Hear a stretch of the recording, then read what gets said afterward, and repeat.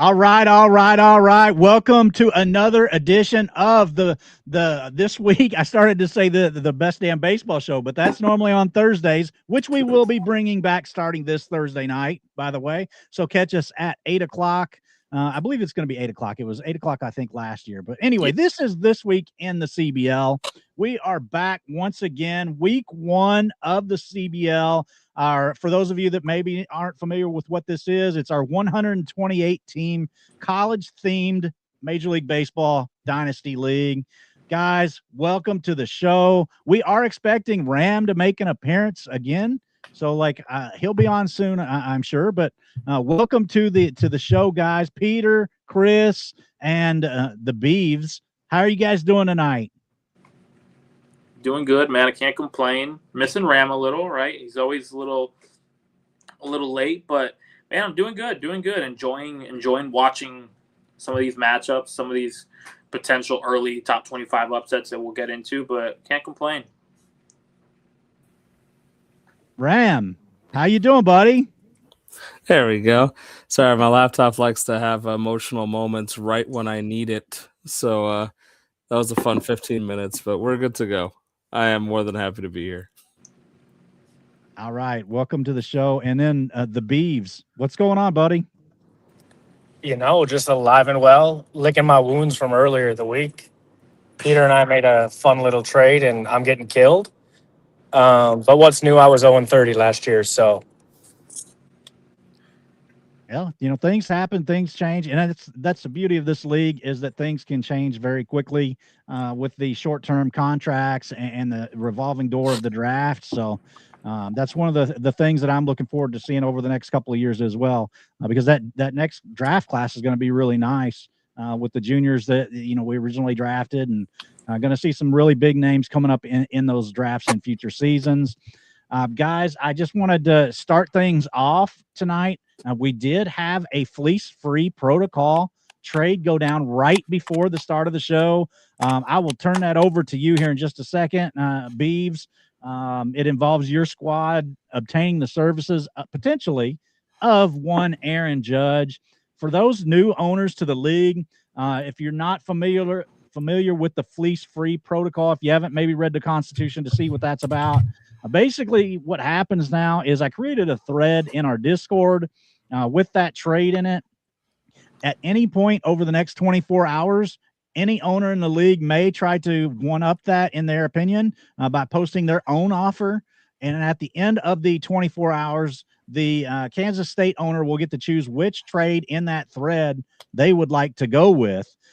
So basically, this way it protects the new owners to the league. If maybe they're not sure what the dynamic is in the league, if they're not familiar with the league at all, obviously being new, maybe they've never played in a contract league, and so that they're not familiar with the values on a senior versus a freshman and that kind of thing. Just kind of protects them, but also protects the league as a whole, because then you don't have an owner maybe stealing from a newbie. And that way, you can kind of there's no arguments basically from the veteran owners after this is up, because if you thought that player should have gone for more value than he did, well, you should have stepped up to the plate and offered a bigger deal. So Beeves, I just wanted to talk to you about the trade, get your opinion on how this went down and how did that negotiation with our new owner of the Kansas State Wildcats, how did that go? Man, shout out Kansas State, because I was in Fleece Free last year, and I remember I put Otani on the block, and there was about 40 messages, so I can only imagine. But it was, I don't want to say easy. I know Peter was after him, so I knew I had to top Peter's offer because I couldn't let him get anything fun.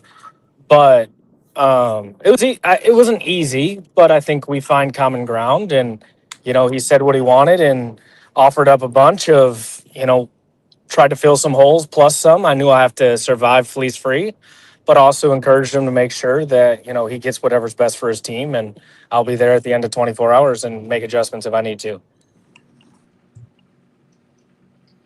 I'm doing good too, Ash. Thanks for asking. That's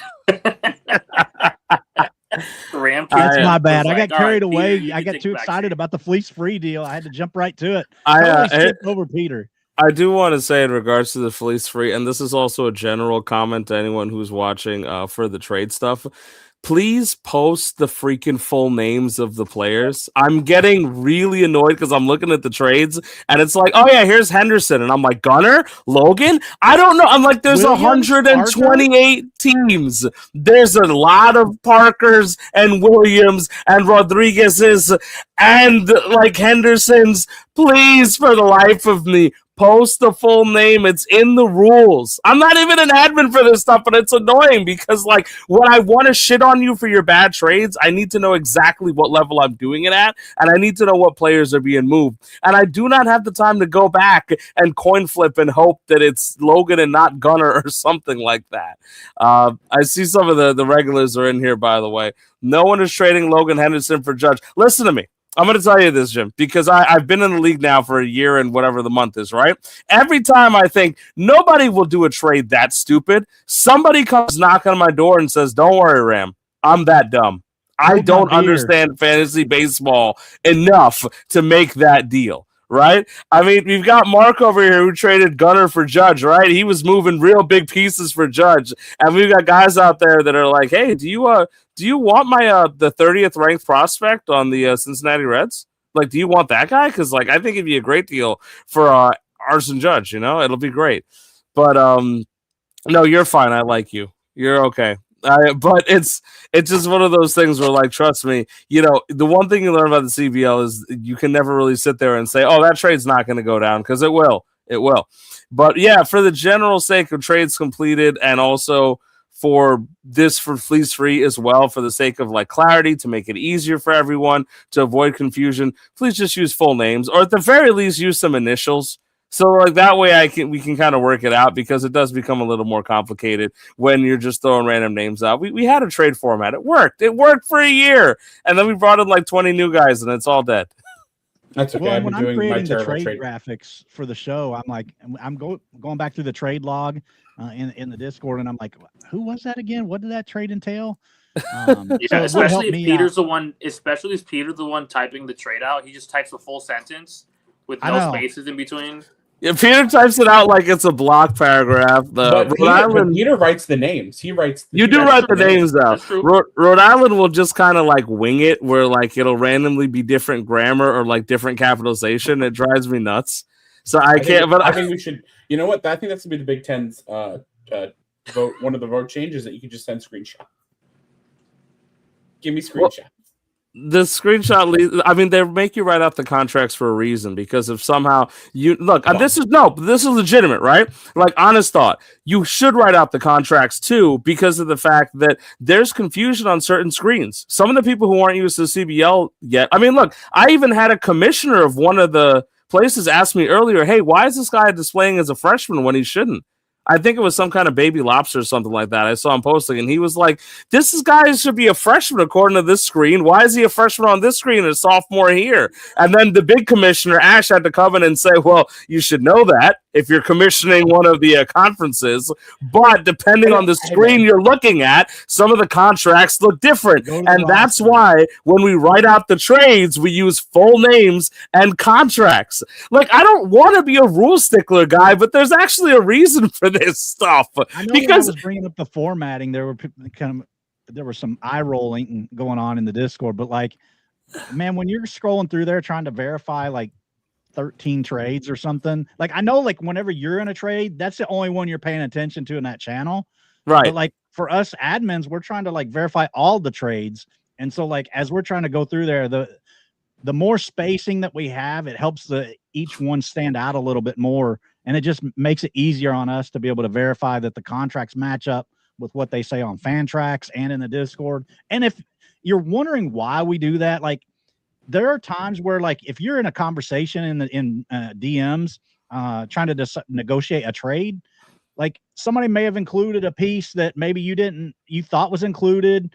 and then as the conversation evolved, that person may have thought, oh, well, we're taking this guy out, but the other party didn't know that. And so, like, what you came to an agreement on may not completely match up. And then what happens is the trade, then after you negotiate it on Discord, then gets sent on Fantrax. And a lot of times people don't double check. And then next thing you know, you've got people who have accepted a deal on Fantrax, that wasn't what they thought. So that's why we have the verification process. And also maybe you didn't catch that some prospect was a junior. And so it's like, well, why would I want Right, Max exactly. Clark as a junior? Yeah, Benny. God. No, but no, legitimate. I mean, I've talked about this openly. I got yelled at last year because I was like, some people were drafting prospects in junior and senior rounds because they just wanted the names, which were stupid.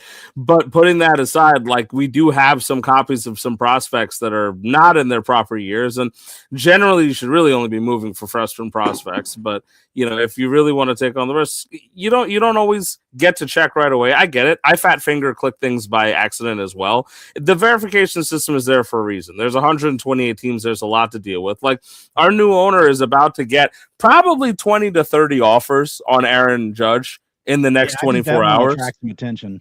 Yep. Yeah, and it makes perfect sense, right? Because there's going to be a lot of yeah, but see, like, those guys make sense in the sense of, like, yeah, like a guy like Kurtz, or even, like, let's say this year, even I could maybe go with, like, the Arnolds, the Andersons, like, the idea of, like, okay, they might be up by the end of the year type of thing, right? Or I might even give you, if you draft your random LA Angel, because of the fact that, like, they pushed her through, like Christian Moore, those guys kind of blitz through the system. There are specific cases, so it's not like an exact thing, but 9 times out of 10.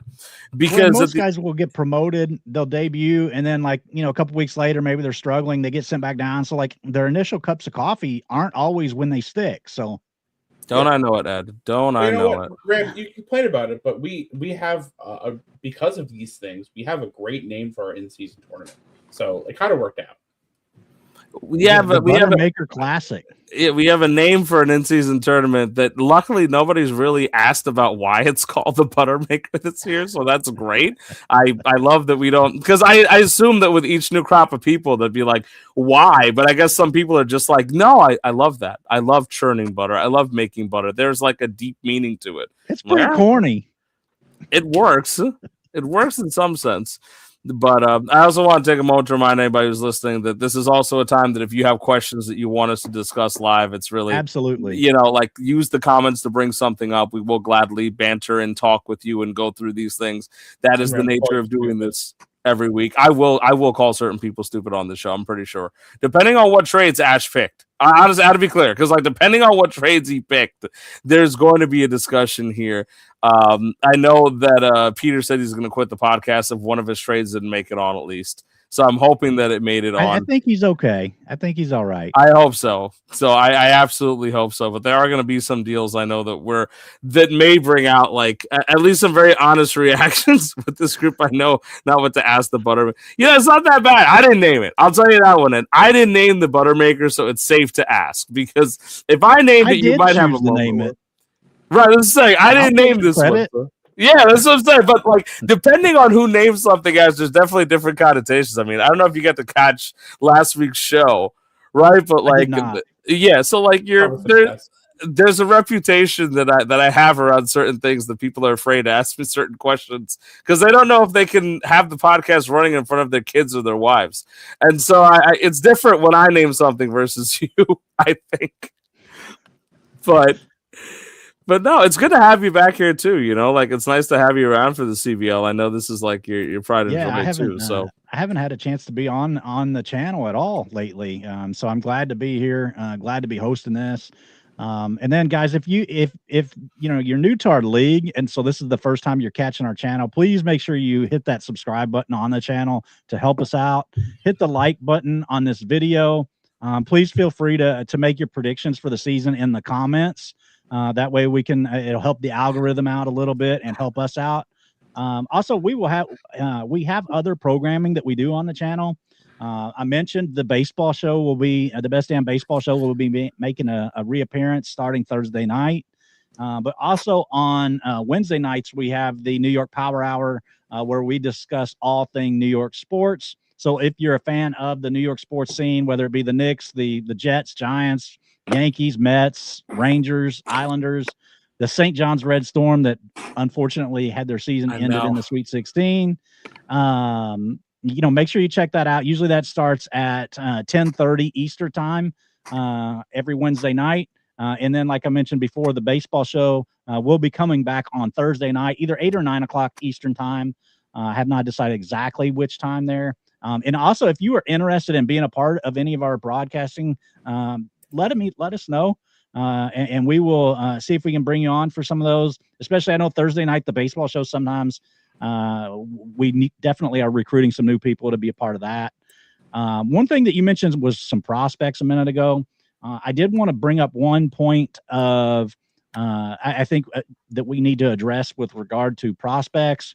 And that is regarding whenever the season rolls over after the year, the only prospects that get reset back to freshman status are those in your mind. I almost used the wrong terminology for the league. And in your LOI, letter of intent / prospects portion of your roster, any prospects on the major league portion of your roster will progress on up the ladder to being a sophomore for next season, which obviously if you have a Kevin DeFrank, for example, that would suck to have him be a sophomore next year when it may be 2 more years before he even makes his MLB debut. So make sure that you're keeping track of that. We don't necessarily have any rules against rostering those guys up there, but it's kind of dumb in my opinion because of the fact that you will then lose those guys for a season of that eligibility. And like we mentioned before, most guys don't hit it out of the park right on their major league debut. And even for, if I may, even for a trading purpose, as somebody that was a terrible team last year, I've heard, I know that there's some thought like, oh, I'll just keep them there to the trade deadline. Well, everybody else is trading prospects. Everybody else is trading the prospects, and then your team, like you're going to be stuck with a lot of these guys, and you're going to have to cut people you don't want to cut. So, like, if you're going to start, I'd start now, number one. But you can build. Like, my team wasn't good last year, but I was still good enough to like. I won a game in the NIL, so like it's possible. It's not hard to have a semi-competitive team. Well, and then don't give up too early. That was something that I kept saying last year every week, I think, and it rings true because in the end, because I mean we had 4 teams that were either a 7 seed or an 8 seed in their conference tournament make their conference tournament finals. And everybody who wins their conference tournament gets a bid and automatically to the national tournament. In which case, I think we had 2 8 seeds in their conference tournament win their conference tournament and progress on to the national tournament. So just get into your conference tournament. That's all you have to do, and anything can happen.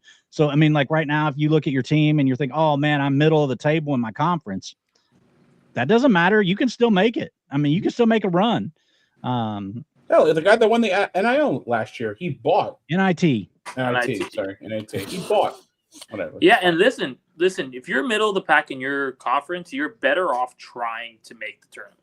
Yes, that is definitely because it means you're not going to get a really good pick in the draft next season anyway. You might as well go all in and try to make the tournament, get some cash, have some fun, right? Like, there's no point in selling unless you absolutely have no other choice. And at this point in the season, there shouldn't be a lot of those teams, right? Like, I speak for myself because my team was all seniors last year. I'm selling. That's fine. Whatever. Right. But a lot of these teams that have a lot of those returning, stud sophomores that are now juniors, I feel like are selling a little bit too soon. And in ways, almost selling too cheaply, right? Like it's been 6 days, 5 days since opening day. Like, let everything settle. I'm sure Joey Weimer isn't going to win the batting title. Just let things settle. It's still early. I would say the counterpoint to that is like, in my opinion, when you look at the top, right, like there is a select like 1/3 of the league. Yes, you want to be competitive, but something I noticed last year when I came in at the end of April is, well, I was I came in May, is you also don't want to be a little late to the party if you do decide to sell, because you're just going to be like at the trade deadline, everyone is either selling or buying. It isn't the worst idea in the world to get ahead of it, where you can kind of get those premium packages. So that would just be the counterpoint. But I agree, don't sell too early. But you also don't want to be selling when everyone else is.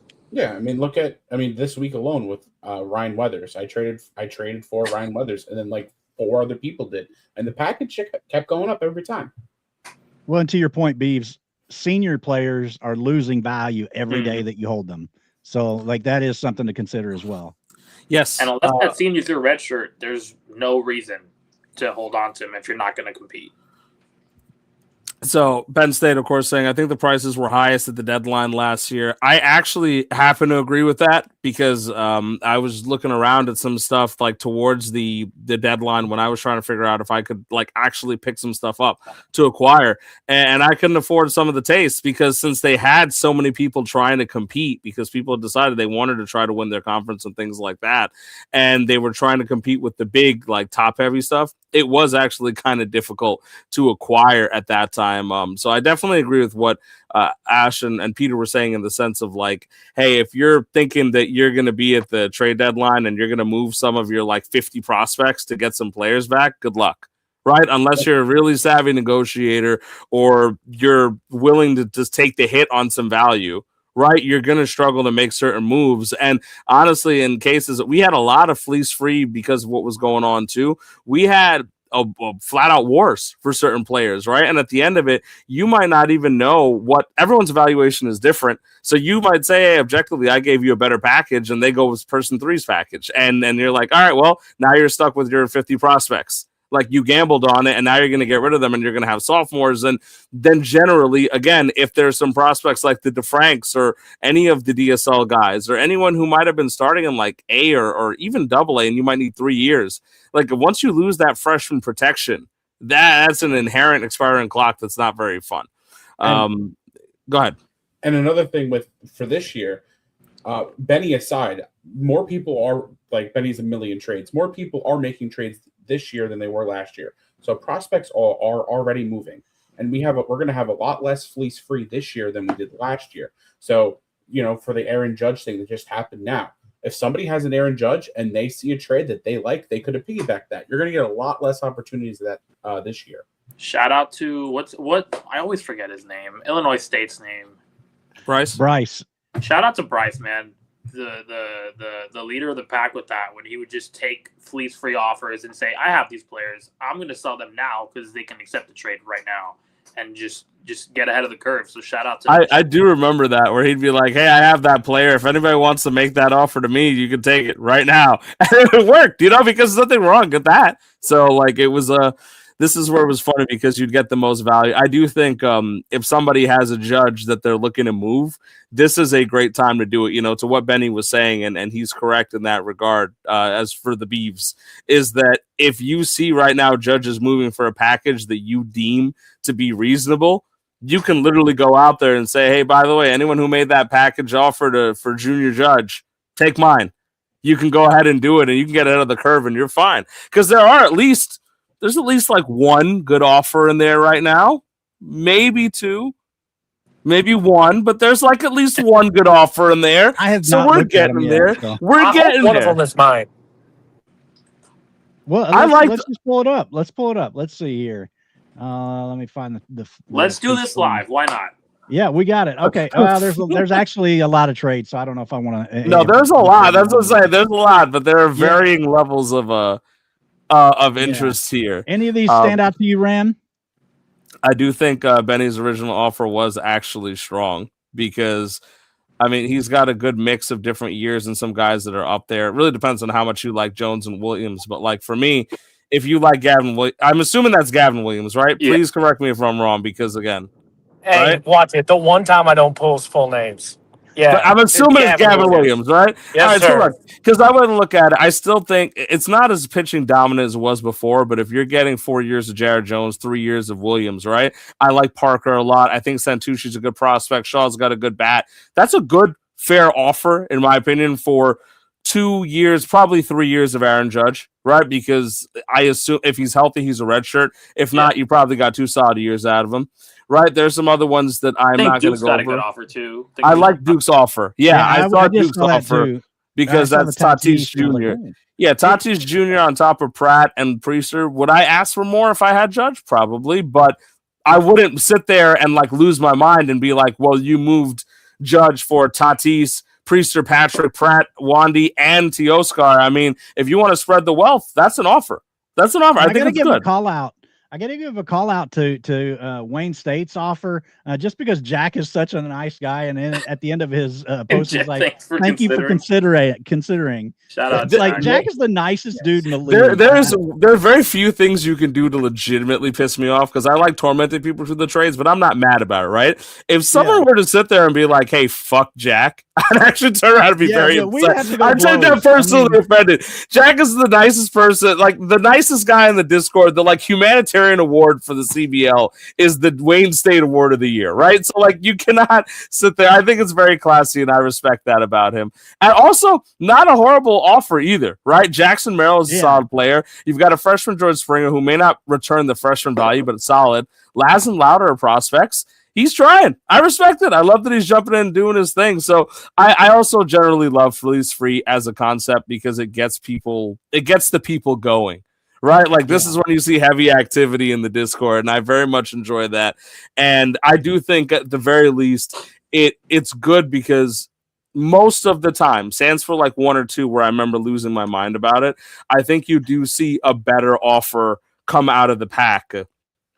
And no matter what, either if it was the original one or something, good value was there. And also, I do agree it takes away the right to complain, like you were saying, Ash, right? Like if somebody from a side is like, oh, I could have beat that offer. Well, you had 24 hours.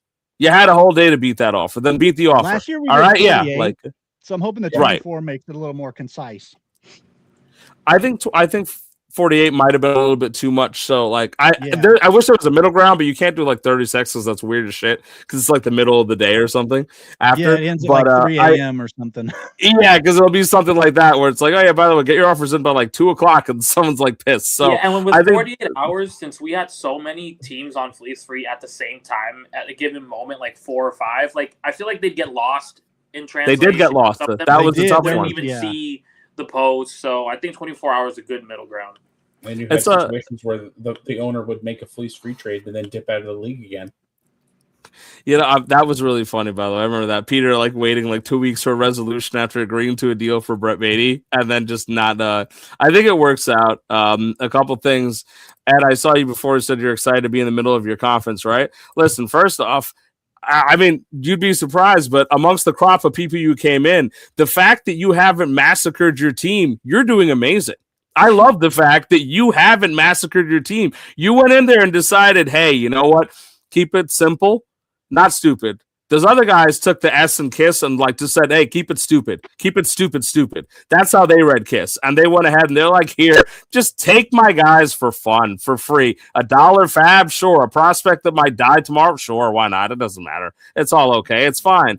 But I mean, no Oscar Tavares references. Look, hey, rest in peace. But I think it's good that I'm glad you're enjoying it for what it's worth. And if you need help, like trying to push, go for it. Because we talked about this a lot. Like you make your conference tournament, things are fun, right? I enjoy that. I mean, last year we had 2 8 seeds make it, as Ash mentioned, and I see Bryce, of course, is margin the Judge offers. That makes perfect sense. Some people might be happy if you trade a Judge. You never know. But that was one of my original thoughts when I created this league. Was that with the 8 copies, I just was waiting for somebody to make a trade where, you know, say it is Aaron Judge that gets traded, and then another Judge owner's like, I'll take that same deal. And so like you would get like multiple. I don't know. I just thought that dynamic. The thought was good, but the problem is you recruited a bunch of people who were like kind of based in undercutting. So they're like, "Oh, you took 3 prospects for Judge. I'll do it for 2." And then some guy comes out of the corner and says, "I'll do it for 1.5. Just please take my star player. I have no intention of winning this league ever." And then that's where we're at right now. But no, you're fine. And listen, that could be fine, dude. You could go for it. Like, there's nothing wrong with it. Nothing wrong with going for it. Yeah, we had a guy who did that. We had a lot of guys. Chris did that to his own extent. Was very senior heavy. We had a guy who's not here anymore who did that. There were a lot of teams who were senior heavy. I'm doing that mainly this year, right? Because I'm playing off the idea that we have a 5-round draft next year, and I trust in my ability to build a team. And so I'm okay with going like on the older contracts. I like that because I know that I can do it. But push and have fun. I mean that sincerely. Absolutely. Like. Well, guys, we are 6 days into the season. Has there been anything that's happened so far that you've especially noticed with the league in those first 6 days that have caught you by surprise, or you want to address? Any teams that are standing out to you so far Chris, I'll start off with you. Anything that you wanted to, that's caught your mind in this first week? I mean, I think it'll take a bit longer for me to recognize some of the differences in the scoring updates that we had from last year. I don't think I still fully see it, right? I think it'll take a couple weeks for that to kind of come to fruition. I think for those who are new here, welcome to the chaos of Carlos Estevez giving you -49 off one outing, right? Like those. And then immediately about to be injured too, by the way. I love it, right? It's just absolutely insane. I mean, I think it's, again, kind of how I prefaced it by saying, don't panic, right? I know everyone's going crazy over Joey Wiemer's start. Liam Hicks is having a hell of a start by himself, who the Marlins don't even know where they want to put him, but they kind of can't keep him off the bench. Don't go out there and spend $250 on one of the two Liam Hicks that are left, right? Like, recognize that it's 6 days into the season. Just take it day by day, man. I mean, your studs are still, if you have Frankie Lindor, he starts slow. If you have Aaron Judge, he's going to hit, 5 home runs a week. Like, if it starts slow, don't panic. Don't panic sell this early. Make sure you get your value. But, I mean, other than that, it's same old, right? These ludicrous gaps in pitching are what's going to define whether your team gets there or not, right? If you have an okay pitching staff, it doesn't matter how much volume you have, just because you need. Hey, Mark watches the show for strategic advice. He's like, here, Chris, the finals from last year is like, don't drop Fab on Hicks. And he's like, yes, perfect. Now I can have Hicks. Yeah, but I mean, honestly, yeah, just but that's another thing. I'm glad you mentioned it. Monitor the waiver wire, right? There are still teams that are bringing people up from the IR that are dropping valuable players to you, or maybe if you're not, like myself, I'm not contending. Well, I'm looking out for all those players that I can get on freshman and sophomore contracts that get dropped. That may not be good on UConn, right? May not be good on the mighty Rutgers, but they're like the second best player on FIU this season. So, keep watching the waiver wire. I know there's a lot of confusion with what days everything runs. If you guys have any questions, just put the claim in and it'll tell you when it runs. If a commissioner can't get to you immediately. Well, and I will say I'll jump in here on that because I know there's been a lot of confusion because of the stuff that we had going on. And shout out to the assistant, the co-commissioners for stepping up while I was on vacation and helping out with that mess that was going on with Fantrax. Like, that was such a mess, and it was so frustrating for all of us. But I appreciate everybody's patience and the co-commissioners for helping out during that. I know what we originally said was Monday, Wednesday, Friday for free agents, and then I forget the days for waivers. Tuesday, Thursday. But we had to call an audible when all that stuff was going on so that we had multiple claim periods happen before opening day. And then once that kind of happened, it's kind of like I feel like we're stuck with what is set now, which I believe is Monday, Thursday for free agents, and then Tuesday, Friday for waivers. I don't want to change it because it'll mess up people's current claims that they have, and it'll kind of disrupt the settings whenever you change those dates midstream. And do we really trust Fantrax to be able to adjust? And I do, and I kind of am like, is that going to mess something up on the waivers if we change the waiver date or something? I don't know. It's kind of working right now. I know it's somehow working. And I think 4 claim periods is probably enough. I don't know that we needed 5. Yeah, listen, I mean, as much as Ram will come on this show and tell everybody how stupid they are, when that was going on, everyone was mad at Fantrax. No one was yelling at Asher. And so, thank you guys for being as understanding as you could. It was annoying for all of us. But I appreciate you guys having... It's a point of unity. Correctly placed anger. Like, this correctly placed anger. CB Buckner is bad at his job. You could ask just about anybody there in the CBL, and they'll say, and Peter's right. This is sweet. Look at the little friendship here. Peter's been incredibly helpful in answering my Fantrax questions. I'm so proud of you, Peter. Look at you stepping up from guy who was giving out a fake plastic banana to a commissioner and helping people. I'm sincerely proud of you. There's some places in New Jersey that are stealing off your banana. By the way, I didn't get to tell the other guy. No, I asked you. You'd be surprised. So I'm in Atlantic City for a bachelor party. I don't want to hear about Peter's banana. I mean, no, it's not Peter's banana. It's actually a New Jersey thing. Apparently, I guess they've got an obsession because we're at a karaoke spot in Atlantic City, and suddenly someone offers me a exact shot for shot, inch for inch replica of Peter's banana. And I'm like, there's no way. This is from the New Jersey Cup. Where the hell? Peter's banana then. I know every inch of Peter's banana, diameter and everything. And so I've watched it grow. I've watched it change in size. So I sit there and I think, what's going on? And he's like, well, we give this out as a prize for when you make the crowd go bananas. And I immediately messaged Peter on Discord and I'm like, get a fucking lawyer.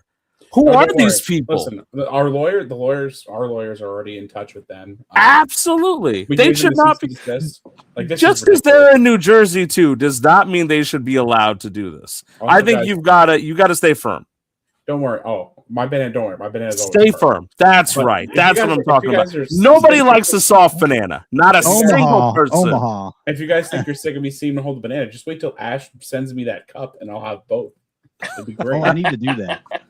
Oh yes, the prize from winning the predictions contest. Yes, I am so smart. I did want to transition to the first week of scoring that's going on right now. I've got it sorted by by points for this week. North Texas, the Mean Green, JC leading the pack. It's funny because toward the end of last summer, we were all kind of talking about next year, meaning this year's rosters. And we all kind of, I think, were consensus that his team was looking like the favorite for this season. And of course, week one, right out of the gate, he's the only team over 1,000 points already, which that kind of 1,000-point barrier was kind of a winning mark, more or less last season. So if a team in a week scored 1,000 points, you pretty much could count on them getting a W. So there you are, JC. You got to hop on with us again this season. We enjoyed having you and miss you, buddy. So definitely get on here. But I did notice that there was several new faces kind of in this top 10. I won't mention number 10 right now, but Luke's not here either. But first off, this scoreboard is a little bit for ants. I don't know if you can zoom in at all, Ash, but could you make it smaller? could you somehow? I don't know if there's a way for you to zoom in on your screen or change the. That's a little. Yeah, there we go. Now we can. But obviously, I mean, with respect to some of these guys, Luke, who was clamoring for the Seton Hall Pirates to make some damage, they're number 9 right now. You sitting there at number 10, Ash, is good because you guys, I know the Pirates didn't get ranked last year. I think the Cardinals got a good handful of votes in and out of last year. Your team did get some votes last year, but I don't know if you had ever made the top 25, Ash. You'd have to remind me. Either. Right? I don't think you made it. I know like 1 or 2 weeks at most. Right. I think I remember maybe sneaking it like 24. Actually got off to a good start. I mean, I think I was like 7-0 or something. No, I lost the very first game of the season, and then I won like the next 8 weeks or something before we tailed off to end the season. And some other ranked teams you can see right there in this image. I mean, number 1 ranked is right there. So number 1 and 2 are right there. Number 25 is in there. Hawaii's in there. Illinois, Penn State is ranked. Duke is ranked. So a lot of good early reads from some of these guys. Shout out Minnesota. I believe they're ranked as well. Or if not, I ranked them. I think they're ranked though. I believe Minnesota. Yeah, it's just as we're a little super zoomed in right now. Minnesota. The Golden Gophers. Representing your Big Ten, Peter. Yeah, that we were talking about the fact that I think better this year than it was last year. A lot better. Yeah, no, a lot of people made moves in the right direction. I mean, look, you too, Peter. I mean, we've talked about this, but in the last week, you've made some moves to improve your team. You're looking to push a little bit early on. I respect that. I'll always encourage people to compete, whether it be for the conference, the NIT, or otherwise. You're pushing towards conference now, which is good, as you should. It's fun. I mean, 8 seeds won the conference last year twice. I won as the 6th seed. And it's very viable to make that happen. It's just a couple games. You got to get a little lucky. You got to get hot at the right time. But it's a good start for some of the teams that we expected to be up there, right? At least 1 and 2, this were like the clear things. How far down do we have to get to go to Indiana State? This is not to insult them. I'm just actually curious. because I think they did not. Okay, 49. so they're a little slow out of the gate to start, but they got a lot of first place votes. I only mentioned them specifically because I remember they got the most first place votes, and they're a slow start out the week. But this is literally nothing just slower than Bryant though. Bryant is dead last. Bryant was dead last when we started this podcast. I think he's 120 better than that. He his team is just a little bit unlucky. I think like that's one of those things where that's a complete outlier. Like it's absolutely an outlier. I do not think. No way is he anywhere near the bottom half of this league, let alone the worst team in the league. It's just really bad luck in terms of slow start out of the week, which is rough. We're not even at the end of the first game, so let's slow it down. Because he's had -20, -30 from Bello, -50 from Little, -40 from Johnson, another -15 from Suarez. The Red Sox are just being amazing. Dustin May, former Red Sox, -37. That'll attribute to that score. I'm gonna zoom out a little bit on my own thing and take a look at the comments here. Jim says, if we ever change the Buttermaker, maybe the banana hammock, which is actually I enjoy the banana hammock. Ed wants to know if you'll be cupping your banana, Peter. Just to. And Doswis, I think this is JTR King Ram, the voice of the little man. Can we talk about how this judge trade should be Exhibit A on why we need to ditch the veto and instead adopt sending trades to fleece free?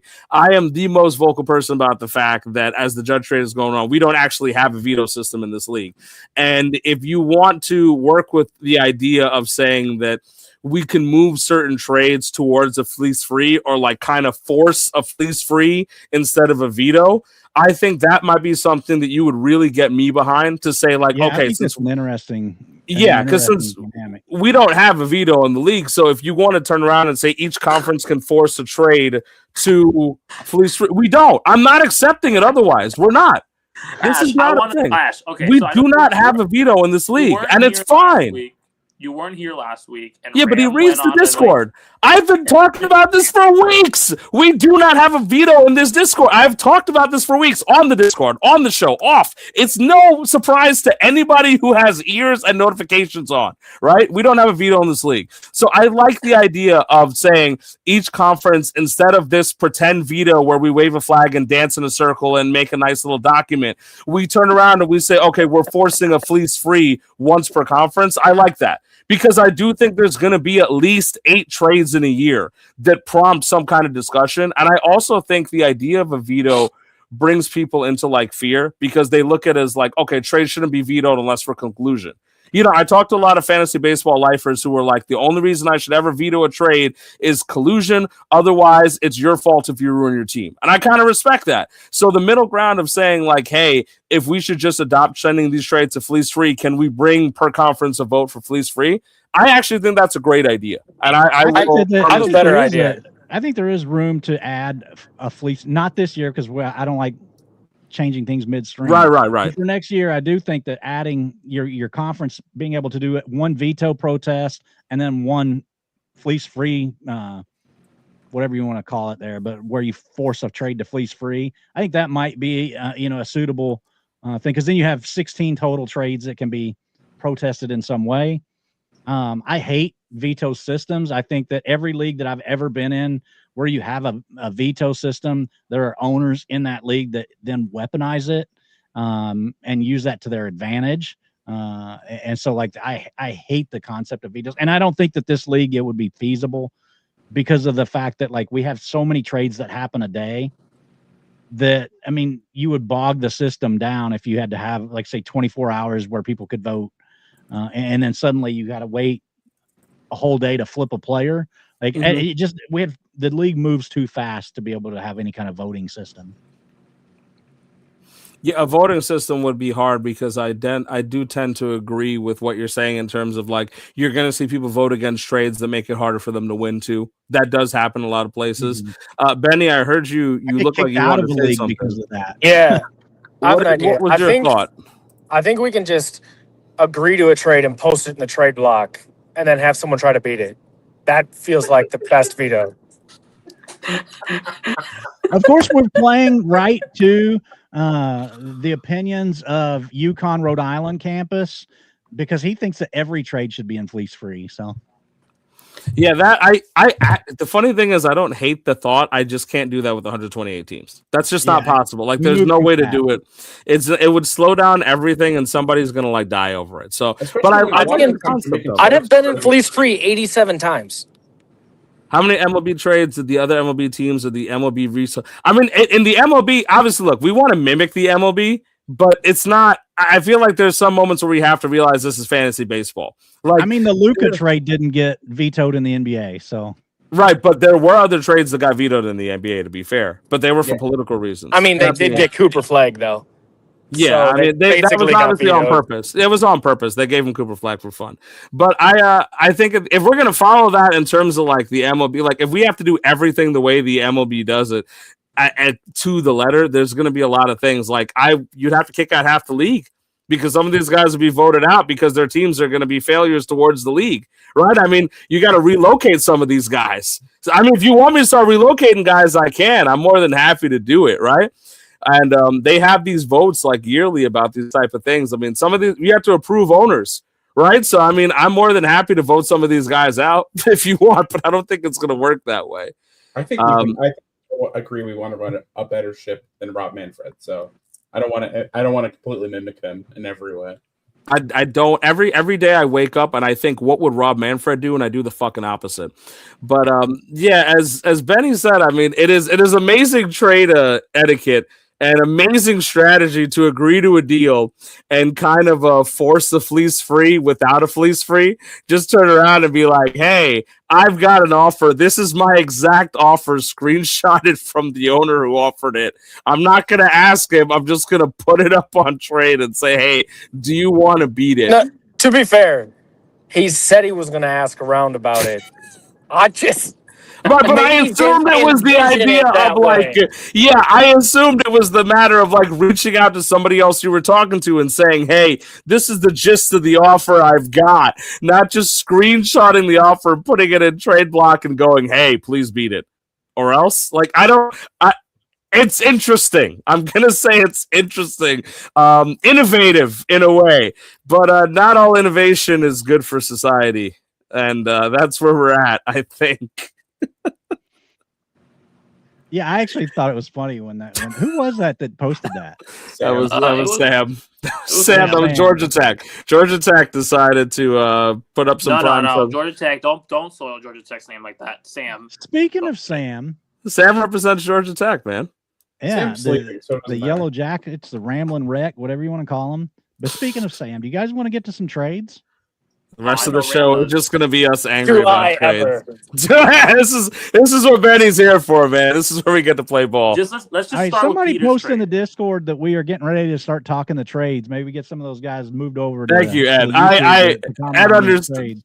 Ed understands me very well. Yeah. So let's start breaking down. I selected a handful of trades to talk about that have gone down in the last few days. These don't necessarily mean that these are the most important or there's no rhyme or reason that is on why I picked these. I'm like, I want to pick up these 5 or 6 trades. It doesn't mean that I thought they were bad or good or impactful. I just thought they were interesting. So I don't want anybody to be offended by whether or not I did or did not pick your trade. So He's prefacing that because Rutgers isn't on there. Peter, get ready. Get ready. He didn't do it. No, it's there. It has to be there. and also, like, we were just giving our opinions. It doesn't mean that we are criticizing anybody's trading skills or anything like that. We're just giving our opinions on the trades, and your mileage may vary on that. So I just don't want anybody to get offended by anything that's said on the show. I do. Based on our opinions of the trade. I absolutely do. Okay, and then just skipping right past that comment.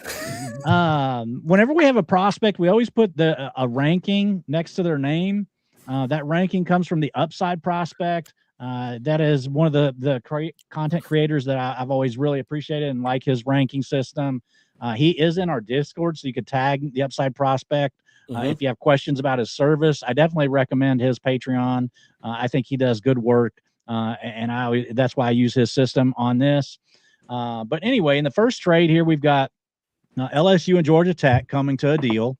LSU receiving Brian Wu, Yuri Perez, James Wood, Cole Young, and Carson Williams, the number 81 ranked prospect according to the Upside Prospect. Meanwhile, Georgia Tech receiving a sophomore Pete Crow Armstrong, sophomore Nico Horner, junior Michael Bush, sophomore Spencer Arrighetti, freshman Andrew Fisher, the number 107 prospect, and a freshman Nate George, the number 65 prospect. I like Nate George a lot. So anyway, who are we going to lead off with this? Benny, give us a breakdown on this. Cheers, bro. Great trade. You got Cubs. I mean, listen, I'm happy. I thought he was done. I'm happy. No. I think in all fairness, I think it's a fine trade all around. I didn't love how it went down. You got MLB talent back. Is a weird song and dance relative to what we were talking about, but at the same time, good enough. I also know there was a different MLB offer that was a freshman Connolly Early, a freshman Lawrence Butler, a sophomore Suzuki, a freshman Jackson Higgins to taste his Cubs, plus out there for just Yuri and Wu, not James Wood. So I'm just quite, I guess, perplexed because I feel like we went for like all out. We just traded 5 MLB pieces for arguably 5 worse pieces, 6 worse pieces all around. But hey, I mean, like, do your thing. It's your team. I don't care. I do because it was, it was whatever. But I now could use those pieces to get judged. So cheers to me.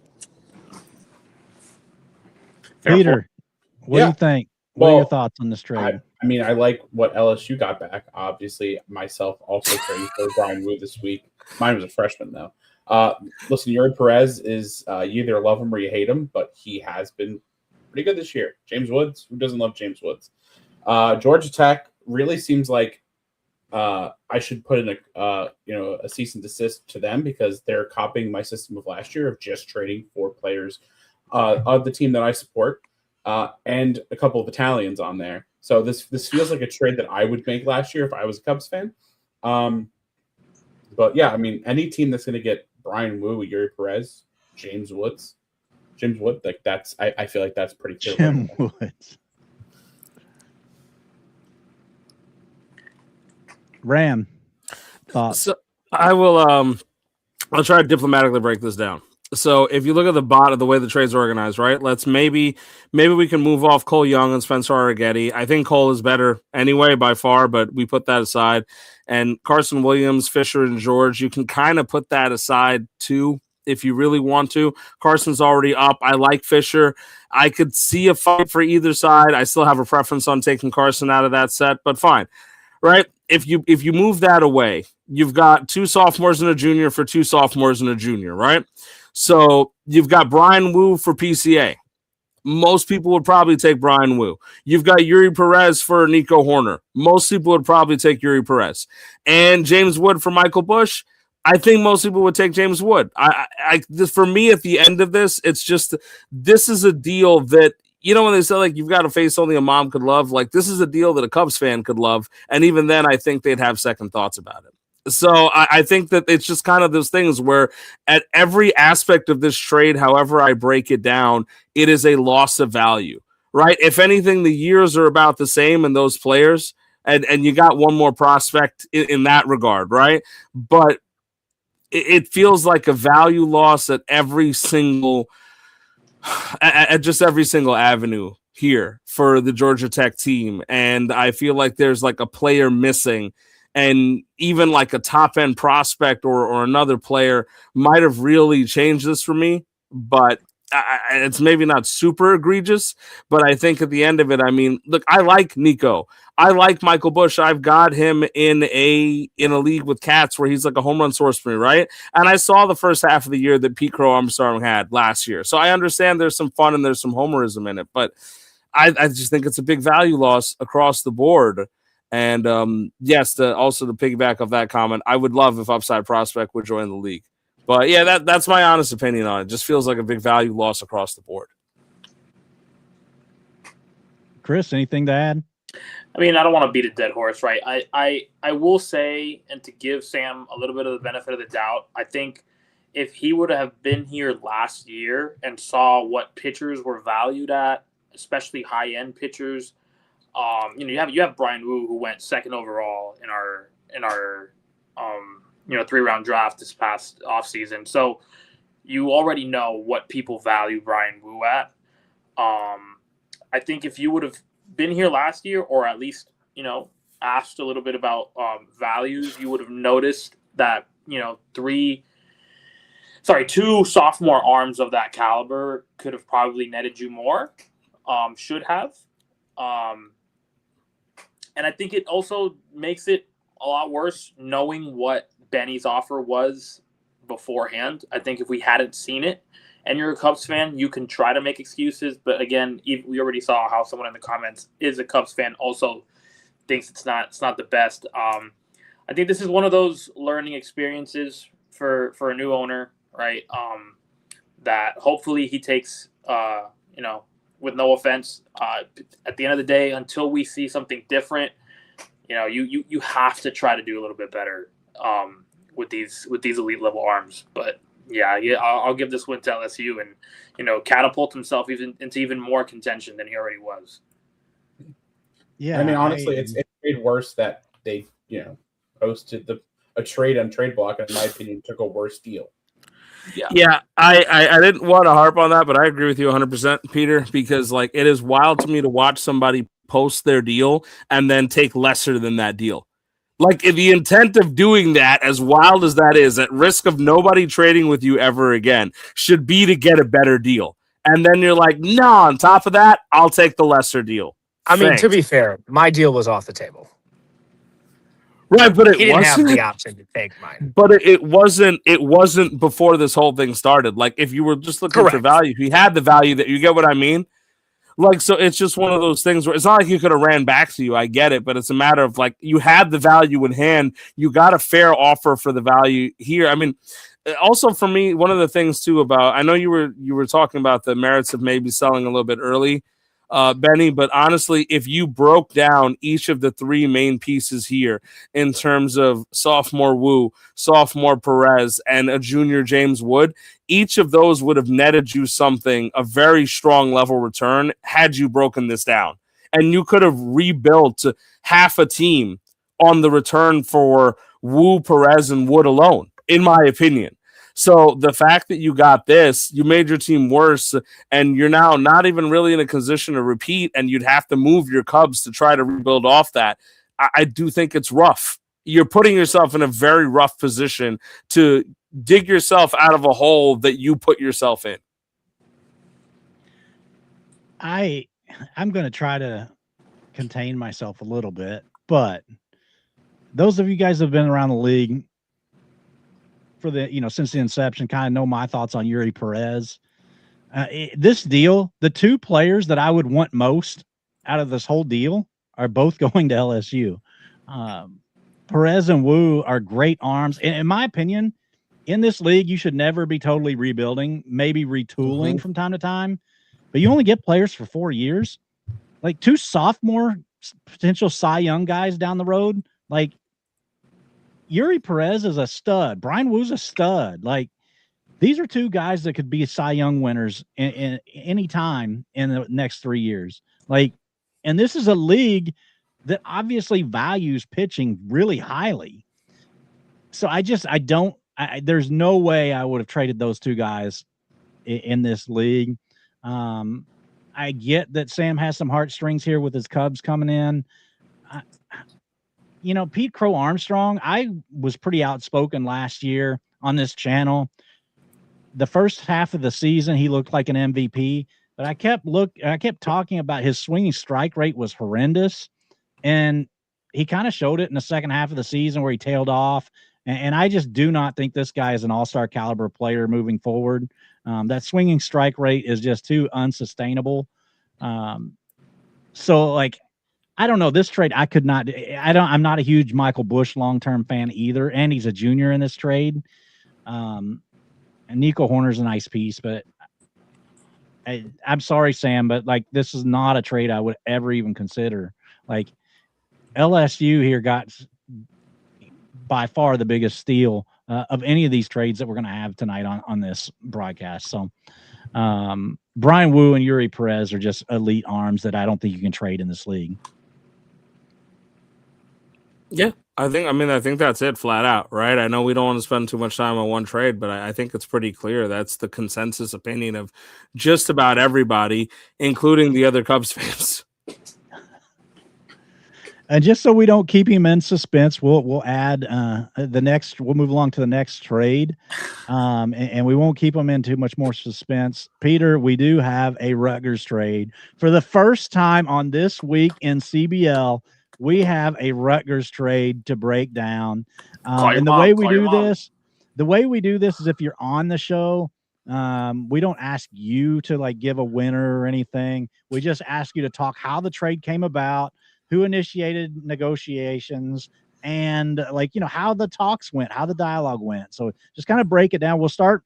This trade is between actually two of our people on the panel here with FIU and Rutgers. And this was one that I found really interesting. It's probably not the first one that people had in mind when it came to Rutgers, but I found this one to be an interesting trade. So I kind of wanted to start with Chris and Peter. Talk to us about how did this trade come about? Who kind of approached who first, and how did the negotiations go? Well, me and Chris, we've been friends pretty much since this league started, so we're always talking about stuff, even if it has nothing to do with CBL. So players just kind of randomly get brought up. Like we'll randomly bring up players, and then it's like, hey, I have that player, and then we do a song and dance. Usually a traditional terrible first offer is sent, and we get that out of the way. And we can actually kind of start. I think this trade took a couple days to get through. I'll be I really wanted, obviously, to acquire more pitching. My team didn't really have a lot of pitching. So that was a real focal point for me this week. Wait, Peter, I don't want to cut you off. You missed a very important part of that trade, Ash. I did? Yeah. At least very important part for me. There's a freshman, Braden Montgomery, in there as well. Yeah. Oh, but go ahead. Continue, Peter. I thought it looked. I was like, oh, this wow. Is why writing your trade out in I paragraph form is annoying. It's funny. I was looking at this and I was like, this isn't the deal I remember. And I was trying to look it up myself to be like, did they make that deal? I was like, wow, really good job there, Peter. And I was like, where did this happen? And now that makes sense. So it's also Montgomery. So it's Montgomery and Condon and 58 for Pavetta and Schramm, right? Yeah. Yes, that is okay. True. I can't even find it in the Discord now. Oh, I'm pretty sure that's one that Peter formatted, and then I. Yeah, it is. It's one of those where he wrote them out in paragraph form. So hey, I put first and last name. I don't want to hear shit. But no. So yes, Brandon Montgomery's there as well. I kind of sent out some prospects that I'll be honest, they're Mets prospects, and maybe I feel more strongly about them than Chris does. So. He just gave me a list of prospects that he felt comfortable in getting in this trade, and we narrowed it down. I also wanted to up my relieving pitching a little bit because I think kind of taking the method that Chris used last year, he had a very strong reliever core, and that helped him a lot in the playoffs up until Weaver decided to take a fat dump in the finals. And then, keep the 58 fad, keeping the yearly tradition of me giving most of my fab to Chris just to keep that going. Yeah, I mean, you hit on that. I mean, again, I think this was I've been shopping Nick Pavetta for a few days. I probably started right before the season started. It was tough to let him go, and I feel like I still could have probably gotten a little bit more if I really had more of a drive to go out there and hunt. But Peter, like you said, we've been friends for a while, and he's just more accessible than 127 other owners that I have to go find on remote islands to get them to DM me back. So when he showed interest, we talked. Like you said, there was some really bad offers that I'm not going to air out in public for Nick Pivetta. Ram's name was mentioned as well as one of Peter's confidants and one of the Mets prospects, but I don't deal in Mets prospects with Mets fans. So, no, I mean, again, I understand. Like, I just finished harping on about Brian Wu and Yuri Perez's value, and Nick Pivetta. Aside from a bad first start, is still a really, really good arm that can potentially get you, 1,000 points in a season. But given the state that this team is in, and given some of the value of some of the teams that are looking to rebuild and acquire prospects, right? I'm not going to be a team. If you know me from last year, I'm not going to sit on these prospects, right? At some point, whether it be, in the very near future or in the offseason, a lot of these prospects are going to get moved for MLB talent, even if I have to package them, right? I went from not having a single top 100 prospect in the offseason to now I have like 10 or 12. So there's a method to it. Could I have done better?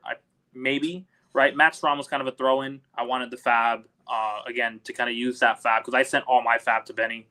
So I needed a little bit of fab to try to bring in some freshman contracts that get dropped here in the next couple of days. But, I mean, good on Peter. Again, it's a move that you make when you want to be competitive, right? Charlie Condon's all right. I like Braden Montgomery a lot. But, I mean, Nick Pavetta's Nick Pivetta, so good on you. Charlie Condon is one of the players that I got from Luke in the Soto trade. So it's, full circle. Yeah, very full circle. It's kind of weird that, like, you think about I had Juan Soto in the offseason. I traded him, and now I'm trying to compete. But it just kind of goes to show the importance of pitching in this league and also retooling with acquiring minor leaguers. Like, you can really get some nice pieces with minor leaguers. Yeah, I thought this was a great trade for you, Peter. I know you're trying to make a step up in the standings this year, so I think acquiring a good arm like Nick Pivetta, and then Matt Strom, who knows what's going to happen in that Kansas City bullpen. Estevez is kind of, on shaky ground right now. So Strom could very well end up being one of those guys that moves into, maybe the 9th inning role at some point this year for Kansas City. And if not, he's definitely going to get some holds at some point and that kind of thing. So I thought this was a good move for Peter. I like, even with Braden Montgomery on there, I like Peter's side on this deal. Sorry, Chris. But I think it's for the team situation because Peter's trying to move up the standings, and I really admire him going for it this year. And I thought he got good value in this trade. So, Benny, what was your thought? I think overall it's a pretty one. Chris wanted a Pivetta swap, and then all of a sudden was like, just kidding. And then I saw it posted, and I was like, all right, cool, no big deal there. I think, like you said, though, acquiring MLB arms, it comes at a premium, and I think that while it may not be like the name recognition premium, you definitely got arms back. I mean, the reality is Matt Strom there's 100 relievers that you could just go buy for fab right now. And I mean that in like the nicest way possible. They could all be out of a job tomorrow, or they could all be a closer. I mean, I'm a Cardinals fan. Look at Jojo Romero. He's just about cut, acquired from the Blue Jays for nothing, and now was a closer, and now he sucks, and he was back being a closer, and now he's not a closer again. So I think it's just like the relievers are just whatever. But getting 2 good specs for a junior arm. I probably hate the Cardinals more than just about any team in Major League Baseball. So there's that. This is why you don't ever respond to my trade messages. Fly rule game still pisses me off. Well, that probably pisses me off more than Jim Leyritz and Kent Herbeck. So it is probably why he doesn't respond. This is a very emotional league. There are some guys in this league that won't respond to me giving them good offers because they don't like me. And I think it's hilarious, but I also realize that I'm like, man, like, at some point, you got to put these feelings aside. Like, there's value to be had here. There's money on the table. So, Ash, it's all right. Maybe put the Cardinal hate aside. Listen to Benny. I mean, this is the trade czar over here. Benny held the league in the palm of his hands merely a month ago with about like the freaking dispersal draft did. No, the dispersal draft held everybody at gunpoint, right? But that was like kind of an open thing. Like, you could see the gun. You were like Big Brother. Like, people didn't even know. Like, I don't think people understood the level of trade tree that went on. Like, if we went through, like, that third-round pick, oh, you don't even know. It's on its fourth team right now. It's passed through Benny 3 times. If he leaves right now, it's all gone to shit. Everybody's deals are gone. So, like, you had a very, very scary amount of, like, oversight in the league at some point where you were. So, anyways, Chris, during the dispersal. Yeah, shout out Jake for sure. Chris, I like what you did. It's so hard. I'm a big prospect homer because I also know that Chris is going to turn around and trade him. I mean, I've sent Chris into a rebuild, sent him out of a rebuild, and sent him back into a rebuild, all within the offseason. So, like, I mean, he could get Shane Boz from me and then end up with 3 Jordans in about 2 years. But I think, like, getting some good names, especially if Condon comes up and rakes, definitely is going to help your cause when you want to move them.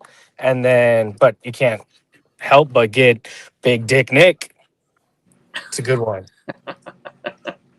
Fetty single-handedly helped my Sandy get through the dispersal. I don't envy y'all in the dispersal. And but as for the trade, I mean, I kind of agree with Chris's assessment. If we're being in a vacuum, I do think he could have gotten a touch more. But is it a bad trade by any means? No, because Condon's a great prospect. So is Montgomery. I think they both have really good upside. And I think in Peter's case, it's good to see a classic win now move. You move some good prospects for some guys that can help you now. Pavetta's a solid player that shouldn't be on Chris's team right now, because he'll take the prospects, and if they pan out, great. And if he wants to move him to get back in the game, he can. It gives him options.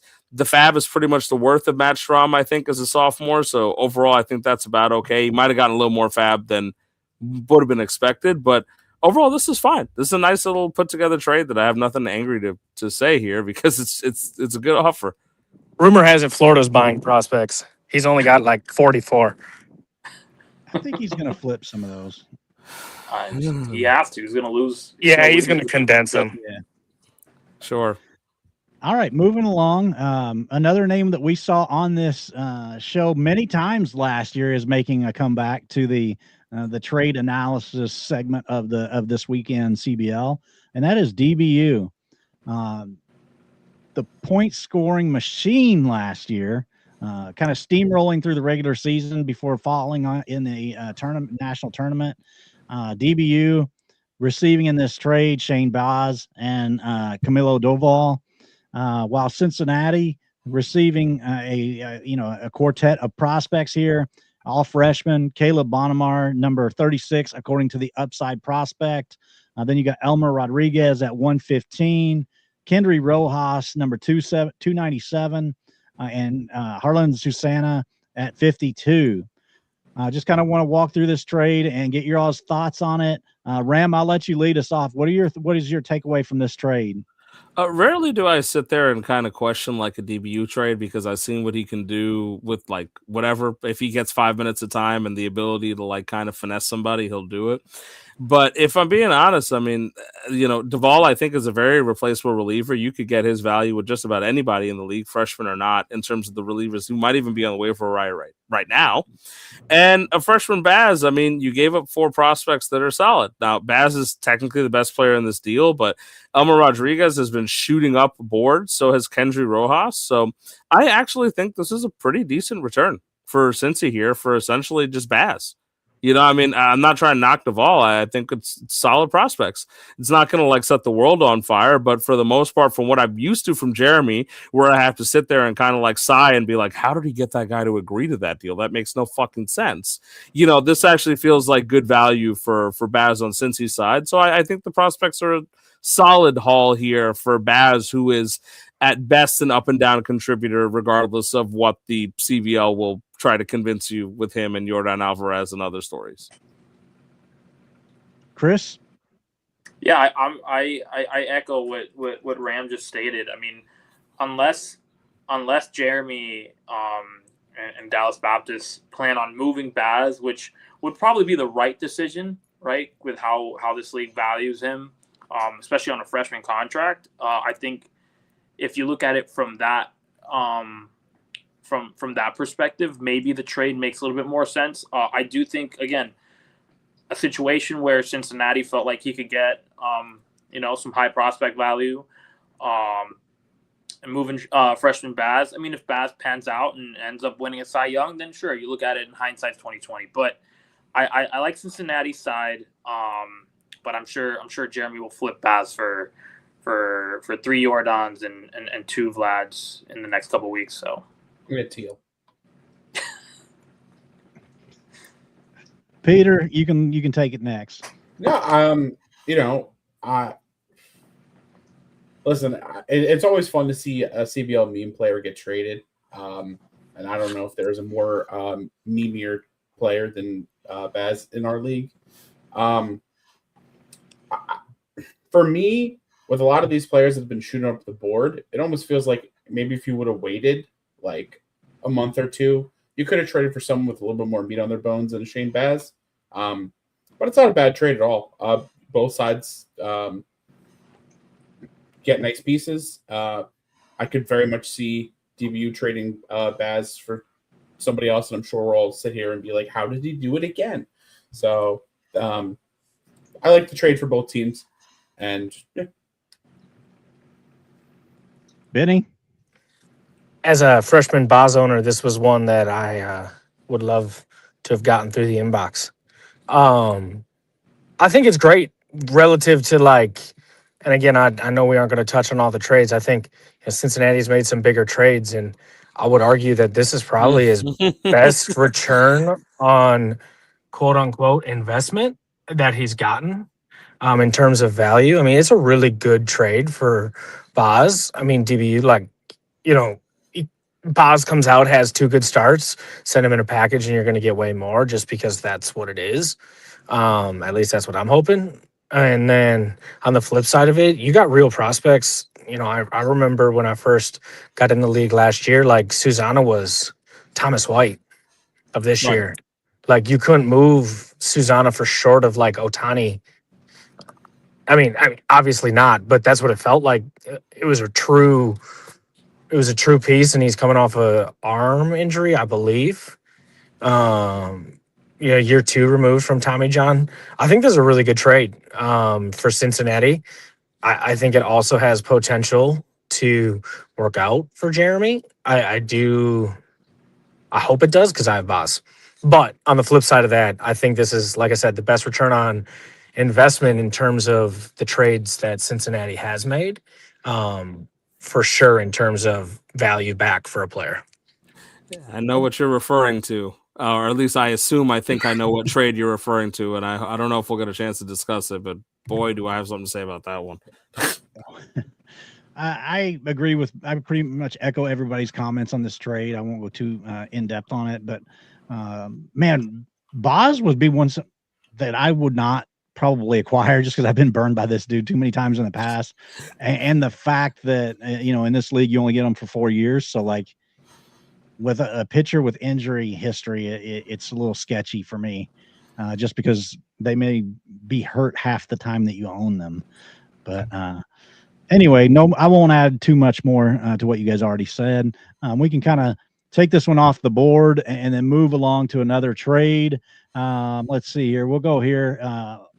One of our new owners, Coast Guard Academy, making a deal with the Washington Huskies, the much outspoken Washington Huskies owner at times. So appreciate you in the league. This one was Ben Rice and Cruz Schoolcraft, the number 133 prospect, according to, again, the Upside Prospect. Check out the Upside Prospects Patreon. It's a great service. And on the flip side of this deal, you've got the Coast Guard receiving the number 13 prospect in Bubba Chandler, the number 20 prospect in Liam Doyle, and the number 41 prospect in George Lombard. Benny, lead us off. What did you think about this trade? I think, one, shout out Coast Guard. And one, shout out the pack because I love Andrew. He's awesome. He's great to deal with. Liam Doyle sucks. Don't offer me any trades for him. He's horrible. Not worth it. On the flip side of that, man, this is a great return for Coast Guard. I know, technically prospects, yeah, but Liam Doyle's going to be up in the big leagues. I think Lombard's a Yankee, yeah. Yeah. Yes. Yeah, so he sucks. But right. Bubba for sure is a get.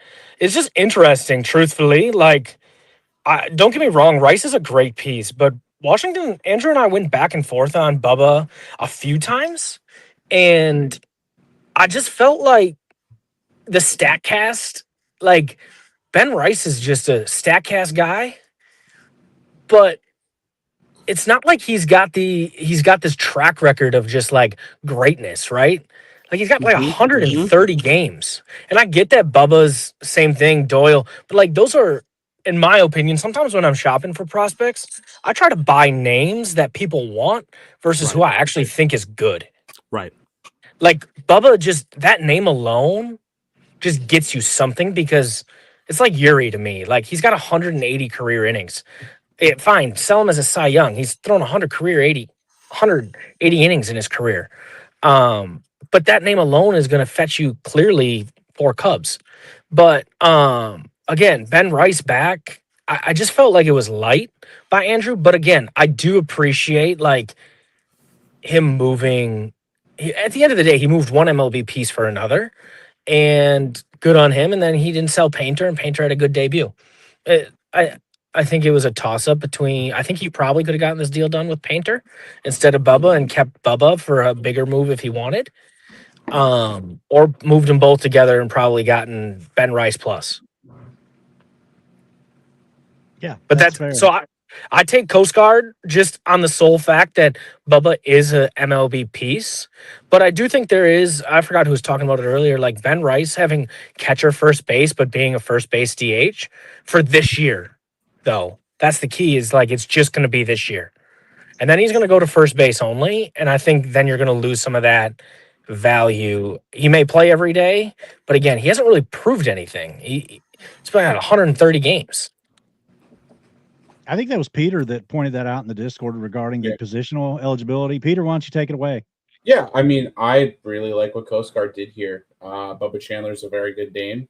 We've seen lots of Pirates pitchers turn out to be fantastic pitchers in this league, even if it's not on the Pirates. Liam Doyle, another good player. George Lombard, he's going to start at some point because the Yankees have no shortstop that's actually good.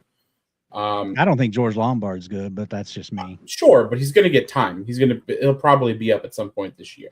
So that's my hot take. You traded for a prospect that's probably going to see game time this year. He's better than Volpe, right? Yeah, that's yeah. It can't be much worse. You have Ben Rice, like I mentioned. You have the catcher eligibility right now, so it's really good. Whenever you can have a guy there at catcher that's not playing catcher, that's great because he's going to play more. Do you think the return is a bit light for this year specifically? That is a nice wrinkle that I'd like, but that's not going to last very long unless he magically catches. I think it's what he has to do 10 games. So give me Coast Guard, but Ben Rice is a nice piece, but it does feel underwhelming. Ram, what do you think? Yeah, I'm kind of going to echo those thoughts here. I think that Coast Guard, by the way, shout out to Jim for getting Academy spelled properly. I'm very happy that we could finally spell Academy Bears correctly due to our struggles that we've had here. But I like both these guys. I think they're very pleasant to deal with, as Ben was saying. I've talked to both of them about trades. I like Schoolcraft, so I think it's a solid prospect. I think this really kind of comes down to how you feel about Liam Doyle, if you're being honest, because I can agree that I think it's a good return for Coast Guard, but it really comes down to how you feel about Liam Doyle, because he's actually been one of those guys that I found to be a very polarizing prospect, where some people are thinking, okay, this guy is going to be a really, really big dominant arm, and he's a need to get. And others are saying he's strictly going to be on a reliever path, and he's not going to be special outside of a late inning reliever. And so depending on how you value him, you might have somebody in Washington who thinks, hey, Liam Doyle's just a reliever. I got him for the name value, and I'm just looking to flip him. So I respect it. I think it's fine. I mean, he's making a push. Arguably, and Peter's right, catcher eligibility for Ben Rice is helpful. He's the guy you can slot in a few places. I enjoy that about him. I think Benny's right about the track record of Ben Rice, StatCast darling, but we don't know if he's going to do too much more. And pitching prospects at the quality of Bubba Chandler might be able to get you a little more in this league. So give me the Coast Guard side here for sure. Chris? Yeah, he's like you guys have said everything. I think Bubba Chandler alone could have probably gotten you Ben Rice. without having to include Doyle and Lombard. But that's just me. I'm as I'm sure a lot of people very high on Bubba. But again, if Washington's going for it and he wanted the production right now, needed the bat, I understand the vision. Schoolcraft's no scrub either. But I like the name value that Coast Guard got. Remind me again, who is Coast Guard? Duke, like his actual name, he's a newer addition. He's one of our new owners. Oh, yeah, no, he's that's from not this JT, season, but no. All right, but yeah, I like the name value that he gets from these specs, whether he flips them or not. I think there's a lot of value in having Bubba Chandler again by himself. I think Liam Doyle will be productive.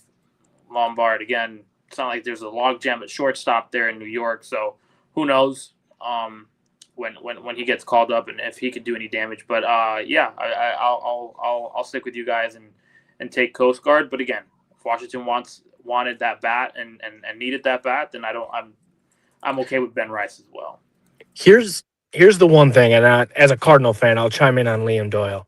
I think if you're buying him now, it's okay because he's gonna get a chance to start. He's gonna have a runway because the Cardinals are bad. Like, who's gonna stop him? Dustin May, Andre Palante. Like, I do think he ends up in the bullpen long term. But again, shut up. He sucks. Don't no Andre Palante love from me ever. But anyways, I think Doyle's going to get a run like these first few years, and if he lights it up, Coast Guard's going to be able to turn around and flip him. Even if I do still think he's going to end up in the bullpen in the long term because he is just electric that way. But also, you could see him take the Garrett Crochet route, like where he just stays in the rotation. I know Crochet started in the pen, but he electric arm that everyone thought was going to stay in the pen, and then just nope, he's actually a rotation guy, and he's really good.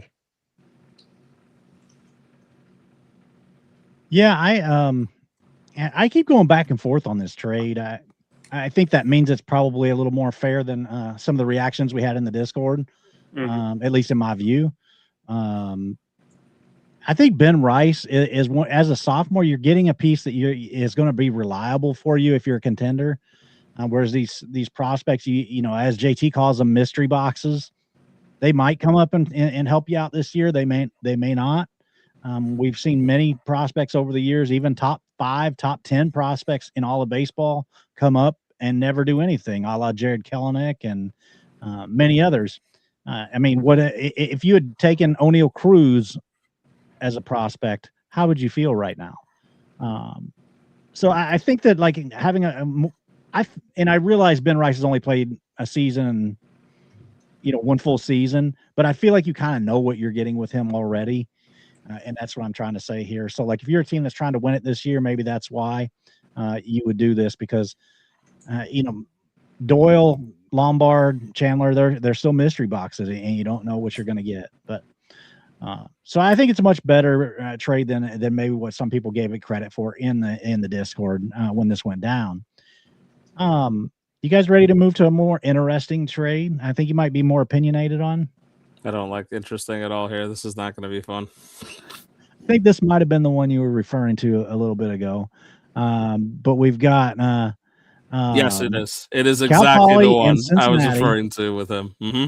And I will say Cincinnati's owner is, I've been in several leagues with him. He's a really good owner. He, in our MLFB league, which is a 20-team league, his team went undefeated last year. He's a fantastic owner. So I'm just kind of giving you some background on him. I don't know what happened to Benny. Maybe he's driving or something. But we've got Cal Poly in Cincinnati here. Cal Poly taking over the Memphis squad last year midstream after the owner of Memphis didn't realize the situation that we were talking about with prospects earlier, where he had his entire roster full of prospects and then quit whenever he didn't like the fact that the rule was you would not be able to reset all those players to freshman status. But anyway, Cal Poly in this one is receiving Juan Soto, Corbin Burns, a freshman Max Scherzer, and Carlos Correa. 3 of those 4 players are juniors, with Max Scherzer being the lone freshman. I'm not sure the player at that age, it matters if they're a freshman or not, but Anyway, in Cincinnati receiving Ryan Weathers. I think this trade kind of hinges on what you think of Weathers and Savage, but a freshman Trey Savage as the number 8 prospect in all of baseball, according to the Upside Prospect. A freshman Peyton Tolley at number 22. Freshman Kyson Witherspoon at 75, and a freshman Kevin DeFrank at 288. Let's see who wants to take this one to start us off. I'll take it. Go ahead. Listen, I think I think both teams end up doing well here. Anytime you have an opportunity to get Juan Soto is a great day. Corbin Burns, if he can come back from injury and be the Corbin Burns we knew, great. Max Scherzer had like 40-something points today. And Carlos Correa, another guy that flirts with injury but is a nice player. Ryan Weathers, another guy I traded for this week. Love him. And just some very good prospects. Anytime you're trading trading for top 100 prospects, even if it's just name recognition, if you decide you want to go around and flip those guys, you're going to be able to do that because, names do names do matter when you're talking about trades. So I think this is one of those trades that works well for both teams. All right. Chris, what do you got for us? Man, I'm just not a Ryan Weathers guy. I'm gonna preface it by that. I know I spoke with Peter about that as well. It's not that I don't like him. It's that I just don't like him nearly enough to warrant or justify, moving what he did to get him. I think it's again, like Peter mentioned, there's name value here. With Payne Tolley, obviously as a Sox fan, I'm biased. I think he's going to play this year. So you're getting a pitcher that's probably going to produce for you in the very near future. Savage, again, top 10 according to Upside Prospect, and Witherspoon and DeFrank as well. Since he's clearly rebuilding, right? We saw a trade.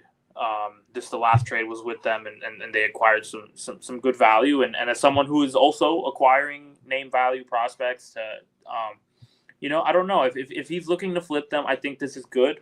A junior Juan Soto is only worth so much on a team that's not going to compete. Do I think he could have gotten more? Probably.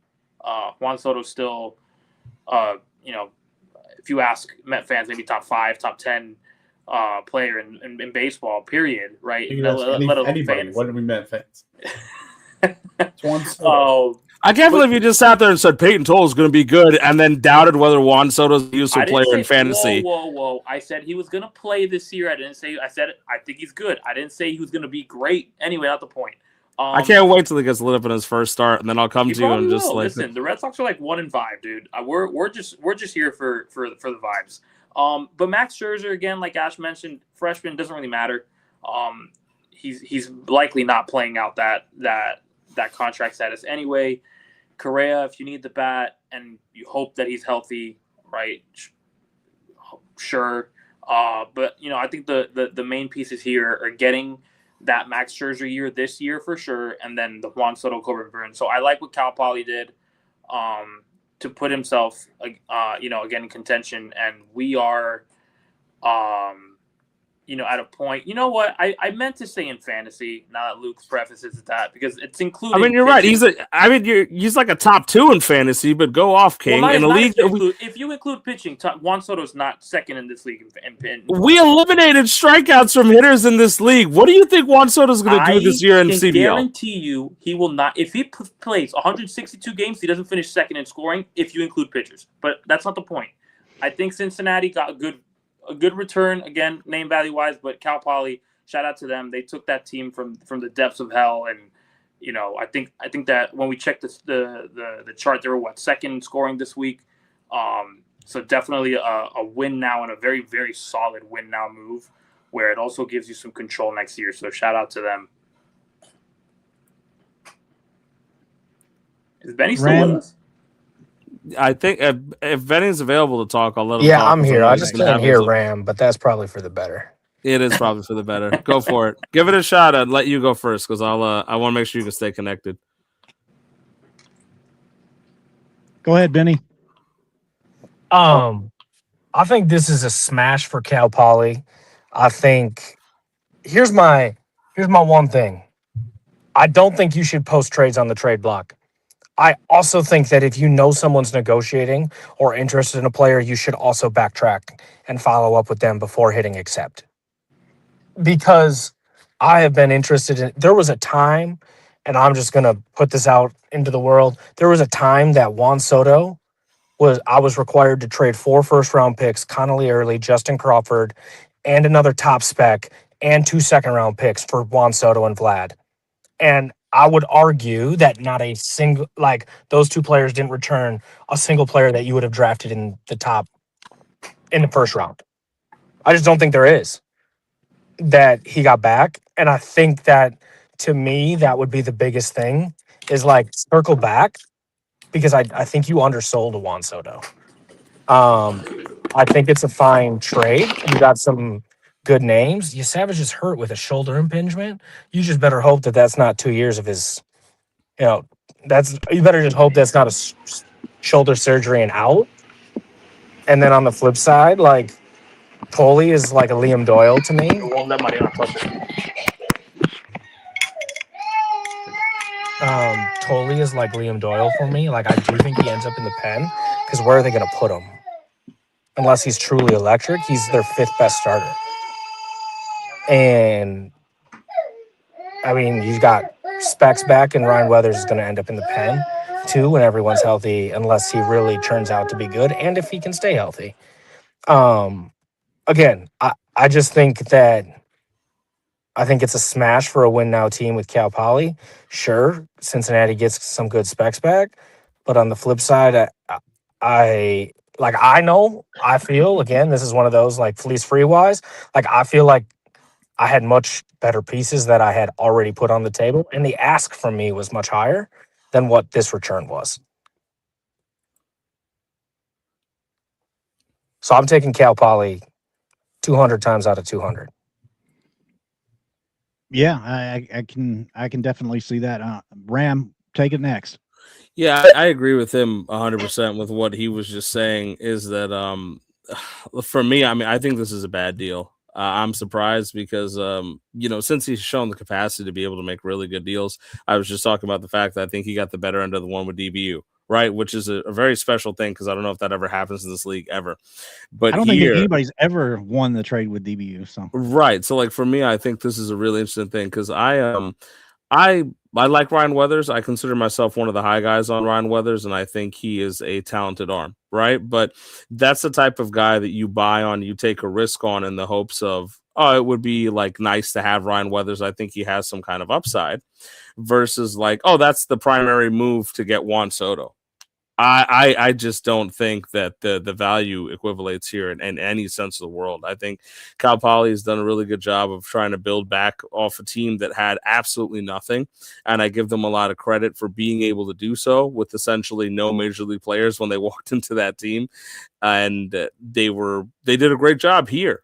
I think because I understand that they're taking on, Burns is coming off injury. Scherzer is maybe a year or two away from retirement. And Correa, of course, has his own injury history, right? So he may have purposely targeted guys that are considered to be risky or people that are afraid of this type of stuff. But really and truly, even just coming down to junior Juan Soto, if you look at a junior Juan Soto and you said the package is 4 prospects and Ryan Weathers, people would be able to beat that, I think.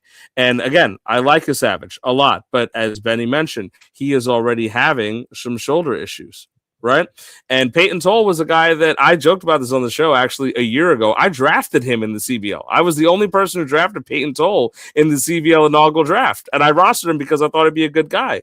But he also is very similar to Liam Doyle, as Benny pointed out, that he could be a reliever, right? Kyson Weatherspoon's fine. Kevin DeFrank is fine. I like both of those guys. I'd roster them as prospects, but that's not the quality of return you demand for Juan Soto, And with the change in this league and the way that strikeouts have been removed and Juan Soto walks have been buffed, Juan Soto and Aaron Judge are the biggest beneficiaries of what this league did in terms of the change of the scoring. And they're going to score maybe 1,500 points this year, right? And that's a guaranteed redshirt almost, because outside of a grave and distinct injury, this is a guy that you're probably going to keep because he's still young. And so there, and this is fair, by the way. I see that it's very possible, like it may not be that, I agree with that. But the level of pitches that he throws, the stress it puts on the body, some of these guys, I mean, they always say tin snap, right? There's no such thing as a pitching prospect. And this is a all pitching return, right? Like, I get it. I understand the value of pitching in the league, but this is an all pitching return. This is very high risk for arguably, the second best bat in the CBL in Juan Soto. And so for me, I think this is a far and ahead, win for Cal Poly. Benny said 200 out of 200. I'll go 500 out of 500. And there's a world that this works out for Cincinnati, but I don't think you need to take on extra risk when you're trading Juan Soto. If you're trading a lesser guy. Go ahead, Benny. The one thing I'll add is there's a very good chance that if Toley's up any bit early, if anyone goes on the IL, like him and Savage are sophomores at the end of this. Mm-hmm. Like they're not fresh. They're not prospects. Correct. At the end of the day. Like you're going into essentially year one. This is year one. You're going into your first full year of rostering a team where you were able to build with sophomores as your primary return. I feel like you could have just targeted some real sophomore arms at that point. I mean, I know, like for me personally, I offered freshman Pablo Lopez, who's going to come back from TJ next year as an ace. And that he's better than, and I get it, like to each their own, and you can have your worries about TJ and all that stuff. But I think like when you look at it, they're going to be sophomores, at least to Savage for sure. Right. I think so. And so for me, I just, when I first saw this, I remember just kind of looking over it. And I know Burns is coming back from injury, but Scherzer's still got some life in the tank. So for me, even putting those guys aside, like I don't want to. Yes, Burns might be still like a struggle, might get a year and a half, and yeah, I think Weathers will be in the rotation, and I think he'll be because they option Luis Gil down, they may option him again, right? And again, I like Ryan Weathers, but that's a huge upside play, and that doesn't come without injury risk either. And so for me, that's what I was going to bring up. Yeah, go ahead then if you want to talk about it, because I'll let you go into that. Well, first of all, I wanted to say shout out to I don't know how you say your name on here, but Adam Caro. I don't remember seeing you last year, so if you're a new owner to the league, welcome. He is a new owner. Yeah, he jumped on last week. Then a Canadian Mustache put LOL. I'm not sure if that meant specifically because of this trade, but I don't remember seeing him on the channel before as well. So thank you guys for that was also my reaction. Yeah. I do think that Weathers has, I mean, we've been hearing about Ryan Weathers for like 3 years now. Every year in spring training, it's like, oh, Ryan Weathers, this is going to be the year. This is what you're going to see. You're going to see this big breakout year from Ryan Weathers. And every year he gets hurt. So like, and then, the one guy mentioned that, he's probably not, he may not have a rotation spot whenever Rodon and Cole are back. I do think Weathers may end up being a closer down the road. His dad obviously had a long career as a reliever. Weathers has a lot of potential, and he pitches well when he's on the mound, but he's just missed so much time the last 2 or 3 years that I would have a hard time taking him back as like the key piece in this. Now, I will say, based on the 2 trades we've looked at tonight with Cincinnati, it is obvious he's loading up on arms because both trades featured a lot of arms coming in. And also, there's a world here where Weathers does stay healthy, does stay on the mound, and Savage comes back and does stay on the mound. And both of those guys could be really, really good arms for you moving forward. Obviously, Benny mentioned Peyton Toley coming up as well. So if you have those 3 arms all of a sudden in your rotation, that's a really good addition to your roster. Granted, you just gave up Corbin Burns, who's already pretty dang elite. And then Juan Soto, not to, you don't have to talk about Juan Soto. We know what that is. But so I kind of like see what Cincinnati's trying to do with this roster construction as far as adding all of these arms. Also, I see Kevin DeFrank down there at 288. Frankly, I think he's better than that. And even though he's only 18 years old, I could see a world where Kevin DeFrank is in the big leagues next year. I think that guy's going to be a stud, and I That love what the kinda Marlins. I love that what the makes me Marlins are excited doing. because I remember talking to you about him, and I was like, "Yeah, this 16-year-old's throwing 100 miles an hour." I was talking to you and JT, and I'm like, "This dude's kind of catching my eye. He's throwing 100." Like, and by the way, that's Kentucky. He was just confirming for you. He jumped in last Hey, week with us. I'll say one thing more on Cincinnati. If you are taking like the Memphis route of a quick rebuild, if Weathers and Savage and Toll all come up and do really well, like that's 3 legit arms that you could go move like Memphis did this year for a ton of juniors and seniors. And all of a sudden, like you're looking real nice next year. So I think on the flip side of that, like if that's the route that he wants to go or feels like he can go, if they all pan out, like he could, there is a world where you get 4 or 5, 6, like legit old contracts back. Mhm. Yeah, I mean, Weathers could be that high risk, high reward guy. So Yeah, I mean, listen, I traded for Brothers as well this week. His first start was great, so hopefully he keeps that up. But earlier in the year, I did trade Juan Soto. I also got more MLB players in return, and I had the benefit. It was during the window that we could trade draft picks. I got the 13th overall pick, and ironically enough, I was able to get. I did not draft Riley Green there. I lied. I'm sorry. But I traded. I had other picks that I traded for Benny. I got Riley Green, who I flipped one of the pieces for Ryan Weathers. So it's kind of funny how that all got connected. But I mean, yeah, you would like to see a little bit more MLB players, but I could see us living in a world where he has 2 frontline starters for his team for 4 years. Yeah, I corrected myself, Luke. Thank you. I had so many first-round picks, I forget, but nobody had more than Benny. Yeah, Vinny Pasquantino, of course, to support your fellow Italian. Yes, of course. yeah, I have a hard time trading a guy like Juan Soto in a league like this because, like we mentioned, you get players for such a short time frame. I mean, 4 years seems like a lot of time, but it's really not. And when you think of a career snapshot, and he's a junior there, but I can't see a world where you wouldn't I mean, unless you have maybe if you have Skubal as a junior as well, maybe you would keep the arm over the bat.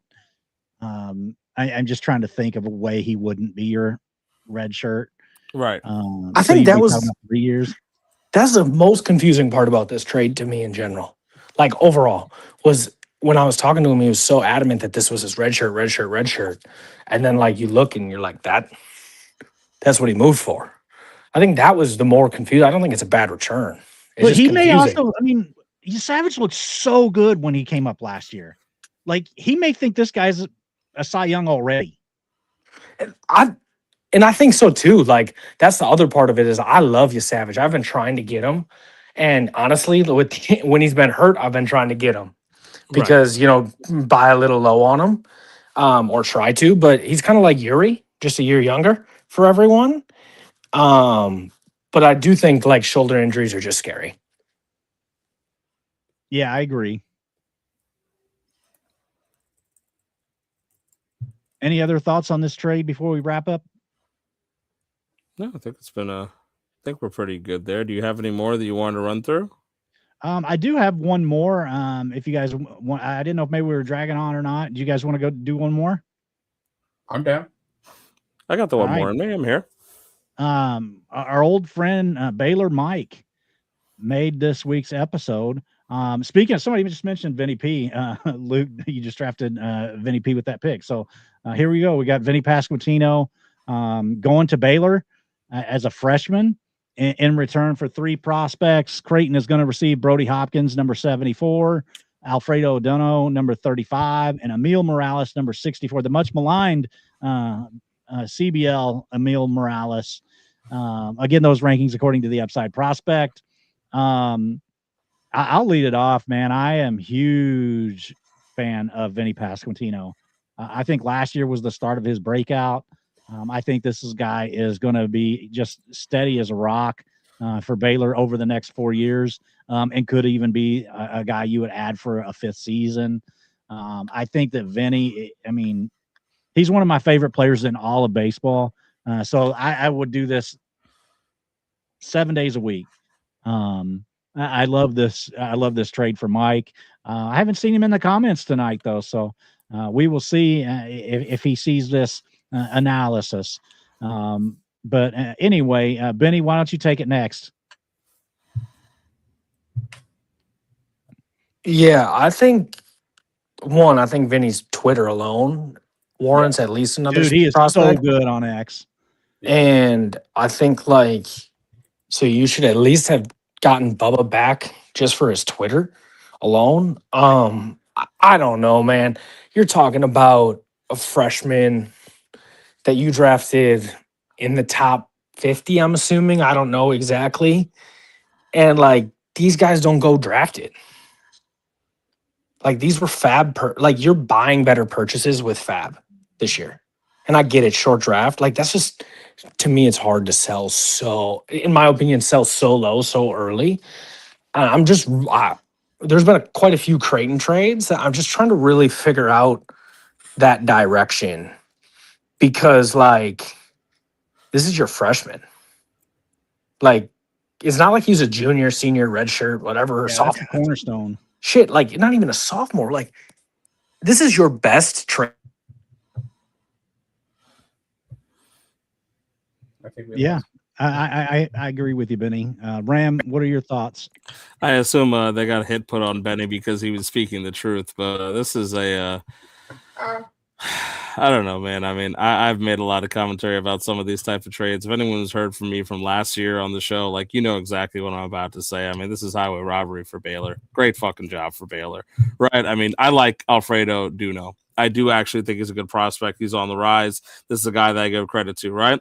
Outside of that, you got 2 prospects you might be able to have waiver wired in the first week. I agree with Benny completely. Right. And even then, these are guys that are kind of the level that when next year's draft comes around, the real life, first year player draft, you're going to see similar prospects that there's going to be 8 copies of them coming into the pool. Right. Vinny Pasquantino is a 30 home run hitter. He's already a stud. Great personality. He's shown he can do it. Kaufman was changed, as Luke was mentioning, to kind of benefit him dimension wise, not him specifically, but it helps him out. I mean, this is clear and ahead. Same thing. 500 times out of 500, I take Baylor's side here. I think you could see Vinny hit 40 this year with a 300 average. That's the kind of you player could. I like. And yeah, I agree with you 100%. I think he's a great guy. I think he's a great player, and he's an honorary New Yorker. I've joked about this on the New York Hour before. I really like Vinny Pasquantino, and I think this is a very, very, very, very, very light return for somebody of that level. That, I mean, at least when we were looking before, right, when we're talking about the Soto stuff, it's a junior, and you got some really high upside guys, right? This is 4 years of Vinny Pasquantino, man. I think this is just bad. I absolutely cannot. And I love Baylor. I think he's a smart guy. I'm looking for him to jump around more. And I know after week 1, he said he's going to be talking about his points. He's going to do his manual scoring like he usually does. And I love that about Baylor. I've also invited Esmada to do the same thing, either join the top 25 or share his rankings, because the more analysis for the league we get, the better. So, kudos to Baylor in that regard. But for me, I mean, Luke says this is the return for a junior Vinny. Yeah, I think that's something I'd be a little bit less. And I'd still say it was light, if I'm being sincere. But this is red shirt, in my opinion. This early in the season, this is a red shirt Vinny. I agree. I'm actually a senior or red shirt Vinny or something like that. I mean, I just don't see it. I don't see the vision. I don't see the value. I don't get it. I don't want to see teams that have 50 prospects, because they're going to have to start trading them off anyway. So for me, it's just it's a no-go. I mean, Baylor wins here, getting Vinny Pasquantino on the cheap, extra value. I wish I could have gotten Vinny Pasquantino for 3 prospects like that. Peter? I love this trade for multiple reasons. The main one is that I am also an Alfredo Duno owner. So if that's the type of player you can get back for him, I'm a big fan of that. Vinny Pasquantino reminds me of myself if I had any athletic ability in my body whatsoever. Fellow Italian American, New York Jets fan. Like Benny said, on great follow. He's a great follow on Twitter. I drafted him, as Luke corrected me, with my 13th overall pick. I don't expect to move him anytime soon. I think especially with the shorter fences and Kaufman, that's definitely going to up his home run value. And now that you don't have to worry about strikeouts, power home run hitters are the players to get in this league, in my personal opinion. Not that it means much, but yeah, I think there's a clear winner in this trade. Yeah, that's that. Yeah, I think I agree. I think we're all in agreement on that. That's all the trades I had for tonight. We're kind of approaching the 2-hour mark on the show. It's been a great show tonight. I always look forward to these this week in CBL. We'll be back every Tuesday night moving forward. Before we do, closing remarks, though, is there any other tidbits that you guys think we needed to cover tonight before we get off the air? No? No, All not right. off the top of my head. Well, I thank everybody, first of all, for watching tonight, and everybody for taking part in the league that's in our league. I really appreciate each and every one of our 128 teams. It is a massive undertaking to get a league of this size going and to keep it moving. So appreciate everybody who's helped in that process and everybody who's being attentive to their teams and whatnot. This is definitely a fun thing for me, and I'm sure everybody else on this panel would agree with that. But if you guys could make sure you hit the subscribe button on the channel, hit the like button on this video, maybe make a comment on what you thought was the best and worst trade that we analyzed tonight in the comments. That way helps out algorithm for the channel and for the broadcast. But also check out our other shows, like the New York Power Hour is a lot of fun, kind of spearheaded by Ram, Peter, and Luke. I am on there sometimes, but lately it's not. I haven't been on in a little bit, just because the start time's a little late for me with work in the morning. That is 10:30 p.m. Eastern time on Wednesday nights for the New York Power Hour. They don't just talk baseball; they do talk a little bit of. They touch on the entire New York sports scene. So appreciate them with that show. It's a fun watch. I encourage you guys to check it out. Again, that's on Wednesday nights at 10:30, and then on Thursday we will be bringing the Best Damn Baseball show back. I will be recruiting some co-hosts for that. So if you're interested in jumping on with me sometime to talk baseball on Thursday nights, let me know in the Discord or comment on the channel if you're not in our Discord. I will post a link to our Discord server on the channel again. So if you aren't already in it and you just stumbled upon on our channel, that way you could click the link and join the Discord server. We'd love to have you commenting in the server and joining in on our conversations about sports, life, and whatever else goes. Welcome back, Ram. Benny, I know you're kind of like traveling, so I'll let you go next. Any final thoughts for the night, whether it be league related or whatever? I think this 10, we should have kept this to 3 days. I would have had a better chance to win this week. No, my biggest thing is it's nap time for me. Fuck Dave from Fantrax. But it's fun. Let's keep trucking. Hey, he could still sabotage us. Maybe he was the contact that Buttermaker had. Remember, Buttermaker said he had a phone number for a guy there. No, time out. Dave is the one. Nah, I'm not even going to get started. Fuck Dave.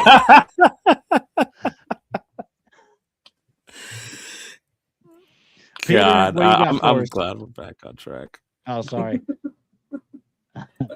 No, listen, I'm excited that baseball's back. I missed it so much. I got to go to Mets opening day. It was just such a fun day. I'm excited CBL's back. I'm excited that I'm actually going to try in CBL this year instead of just making dumb fake tournaments and buying the cheapest trophy I can off Amazon. I love this league. It's so much fun, and it's really, thanks to you guys in the Discord and here on the show. Like I talk to you guys all the time, and I really enjoy being in this league. Yeah, appreciate you too, Peter. Ram, what's your thoughts for tonight? Hey, I don't know. Are you still able to hear me? My camera's going in and I can out, hear you. I cannot see you though. Yeah, Funny I is, know. I can see Peter, cannot hear him, cannot see Ram or hear him. But it was awesome watching Peter talk and not hear anything and just try to guess what he was saying. I'm assuming he was just screaming my name. Yeah, he was. That was it. Well, I don't. I guess I went into the darkness, which is outstanding. But if you can hear me, I'll finish up. I just want to remind people, I saw a little bit of viewership up and down tonight. So if you're in the league, I always encourage people to encourage your conference and other people to watch the show, not just for our algorithm and all that, because I mean it does help, but for the sake of the fact that we talk about facts, we answer questions on the show. We want to have some engagement. We want to have trash talk and just have you around. We're happy to have this league. It's 128 people, and it's very unique in that regard. So we're more than happy to have people around. Comment, thank you to all the guys like Ed and Jack and Jim and who came around. And I think, some of the new guys in there too. Right, Adam from Kentucky, Bryce. I'm missing some names, of course, but I appreciate that people stopped in and just commented and kept it kind of lively throughout the way. That's the way that I anticipate these weekly shows to go. It keeps us alive for the 2 hours through, so I'm glad for that much. So thank you all for being around and being lively. Yeah, and speaking of the viewers, I know in the past, last year, a lot of times we would bring people on to give comments. We will do that again moving forward. I actually forgot about that until just now. But we posted the link last year a lot of times so people could click it and then come on and give their takes. We'll try to do that more. But again, appreciate everybody for watching. Make sure you hit the like button, hit the subscribe button. And we will see you with This Week in CBL again next week. Talk to y'all later.